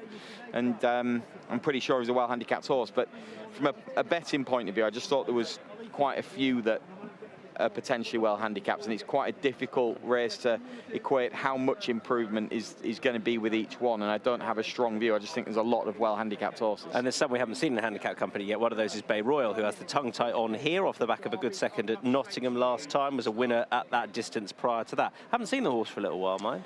No, all of his form has been on easy ground, hasn't it, to this point? He's sort of had some element of give. It will be much quicker conditions, but when he won at Nottingham, it was clear that they thought that he was a pretty useful horse, and he progressed from that when trying to defy a penalty on his next start. And yes, he'll need to improve again, but he's in a handicap of a mark of 89 with the tongue tie in for the first time, and he might just improve. He beats Hatin and Infrared here, 2 of his main rivals today, and if he's as effective on this quicker surface, then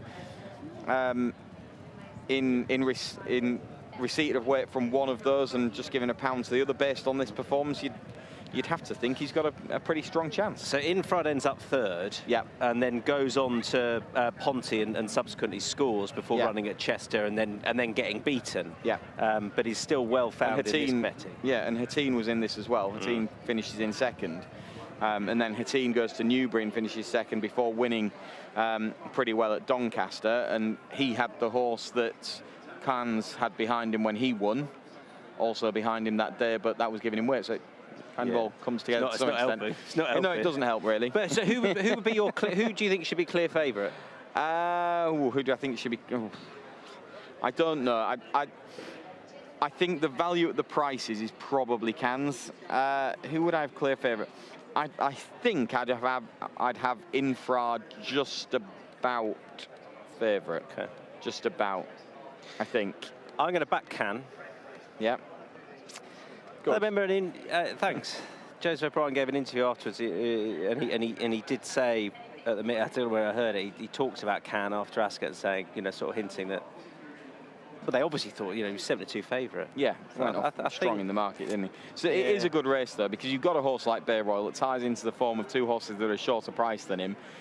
I just wonder with him, has he been off waiting for some decent ground, and it's just got to the point where it hasn't come. But you look at the pedigrees of these horses, and they're largely bred to be better, much better than the handicap marks that they're on, and were very early stages of their careers. And for me, it's a race to treat as a strong bit of form in all likelihood, but I'm not going to play in the rest. So you like Wild Blossom today. Best bet is Flora Bermuda. And what about Roscommon? Yeah, I just wish it had rained, but he's a well-handicapped horse that loves the track. He's got a good draw, and he is proven in these big field handicaps. So he ticks a load of boxes. Hamilton, he needed the run. He'd been off a little bit, and I think he will be a bit sharper for having had that. I think he's better with a bit of racing behind him, which is why he ran there, really, because we thought it would be a long time to come from Epsom to here. When he got wiped out at Epsom and didn't end up with a race, to come into it relatively cold. So hopefully Hamilton has just sort of straightened him up a little bit, blown the cobwebs away to some extent, and he does love it here, and he loves these big fields, and he's on a good mark. So I've got a bit of confidence in that regard, but can he be as good on quick ground as he is on slower ground? The evidence really suggests probably not. Is he worth a bet? Yeah, a small amount each way, maybe. Okay. Just it's one of those, isn't it? It's what emphasis you place on the ground, and he's run really well in a Buckingham Palace on quick ground in the past, but that's going back quite a while, and his form generally isn't of a comparative level quite on a quicker surface. When he won the Golden Mile last year off a higher mark than he's off, it was obviously a deluge and it got softer, but time form only ended up calling the ground good. Now I suspect it was just good on the day, and nearly good to soft, and it will be a good deal quicker than that, but it's not like he needs it like a bog. He's just really effective when it is, but he's on such a good mark now, and he does love the track, so I'm not completely without hope. Okay, Chris, thank you. Your ear is finally in the shade, having been in the sun throughout the entire show, and it's looking red. Yeah, you cut that off and sell it down the pub as pork crackling. You could. It's a bit better late than never. There you go. There you go. Muppet. On two fronts, squirting it on me now and hiding it for the rest of the morning, you clown. Right, we'll be back soon, although Chris will never work with me again. Nick, back to you. James, thank you very much indeed. Enjoy the afternoon as well. And both hydration and staying out of the sun key for Chris Dixon. Right, confirmation what we can bring you today as regards competitions you can get involved in, the Wednesday Wager. It's been extremely popular. I gather that last week's entries who scanned the QR code were the highest since April 11th, so it's really, really well contested. Does mean more competition, but hopefully it means plenty of opportunities still to be winning. So win a Racing TV merchandise bundle, play the Wednesday Wager, free to play to enter now, those being races 3, 4, 5, 7 and 8, but don't be fooled because race 6 is the Purebred Arabian race, and it's in effect the last 5 thoroughbred races on the card. In effect, or it is. Dave, final notes from you today. I think I'd quick mention of the Oak Tree Stakes, because I know that you mentioned the Sussex, and we've spoken about your selections as well. You'll be focusing on handicaps later in the day because you're going to be in the studio. But that Oak Tree, we were talking about Flora of Bermuda. Are you with her at the trip? I think she's often looked as though she is a 7 furlong race, but because there aren't that many of them, and the prize money's good for, probably better overall for 6 furlong races, that's what she does, and she does it extremely well. She's got opposition today, but I don't think she's actually got that much. Saidar Darian has been another one that's been playing a trading Group 1 company, but just doesn't quite cut it at that level. But I think the two of them, even money the pair combined, I just think they should be big odds on against against these. No disrespect to any of them, but a lot of them are running hoping to get Group 3 placing to increase their value. I don't think many connections will think they can beat both those horses. I was interested in what Chris said about Wild Blossom.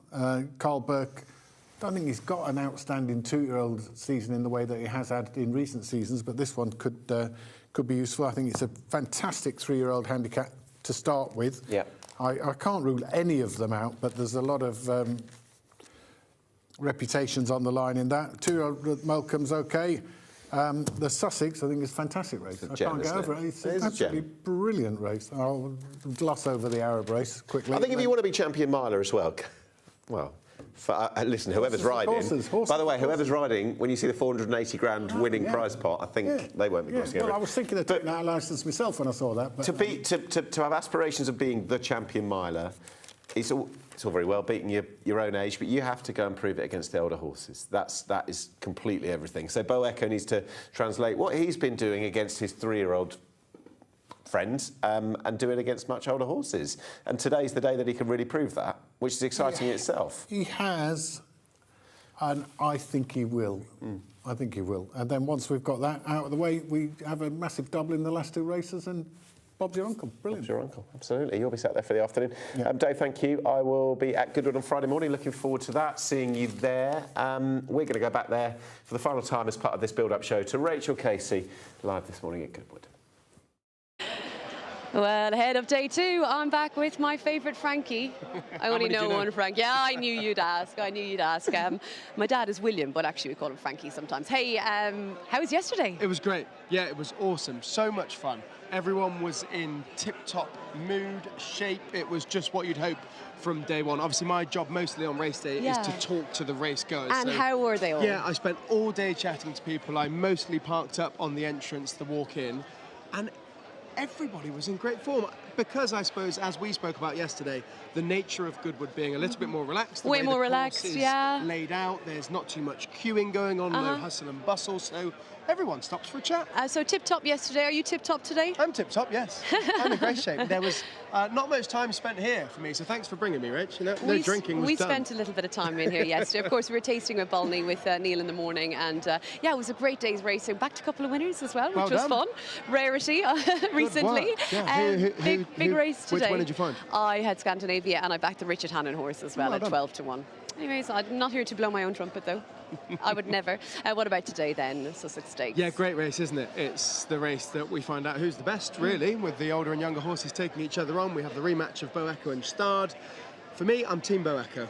I really do believe he is the best horse in the race. I think he was maybe unfairly judged ahead of Ascot, and I'm hoping the winning margin was unfairly realised as a result of being bumped around a little bit at the start. And if that's the case, I would like to see him a little bit more dominant. So I really am Team Bo Echo. I think it would be great. And for George and for Billy, they're a team that everyone warms to. The celebrations will be awesome down there. Yeah, I'd like a big performance from him. I know. I think that could be the big story. I just You're not with me, are you? No, I'm not. No way. Not today, Frankie. I just think that he might just have hit the ceiling. I mean, I hope I'm wrong, because I just think it's been a wonderful story. I've been saying it all morning, actually, just how great it's been for racing. You know, this young horse unbeaten, and all the excitement that Billy Loughnane, the family, the emotion. So I'm hoping we see all of that today, but I don't think it'll happen. I went down to see him, actually, at George's. Ah, right. He's a bit cheeky. Is he? Yeah, he is. He must have seen you coming, Frankie, I think. He would have a nibble if he could. But for all that he's cheeky, apparently, and he was doing it whilst I was there, all he does beside train is sleep and eat. He was led in his box, flat out, snoring away, not bothered at all. Trains, eats, sleeps. Yeah, sounds like other And people wins. I know. Going back through the years, we've had some amazing winners happen. We always looking at Tornado, Canford Cliffs. I thought Richard Hughes here had a good one. He's just poetry in motion. Obviously, the Frankel years. I mean, it's just been a wonderful race, hasn't it? Great memories. Great memories, yeah. Mine don't go back too far from being here. I'd say only the last 3 years I've been present for a Sussex. I really enjoyed Notable Speech. I liked that particularly because he came back from defeat at Ascot, and it was great to see him win. And then Baib was a horse that I followed all year, right until he was beaten on Champions Day as well. So 2 fairly recent and fairly obvious winners. I don't know if you're rubbing it in a little bit. Oh, I don't go back all that far. Thank you so much. Good luck today. And, well, maybe you're at home wondering as well how far you go back when it comes to the Sussex Stakes memories. And we're going to say goodbye from Goodwood and leave you with the very best of them.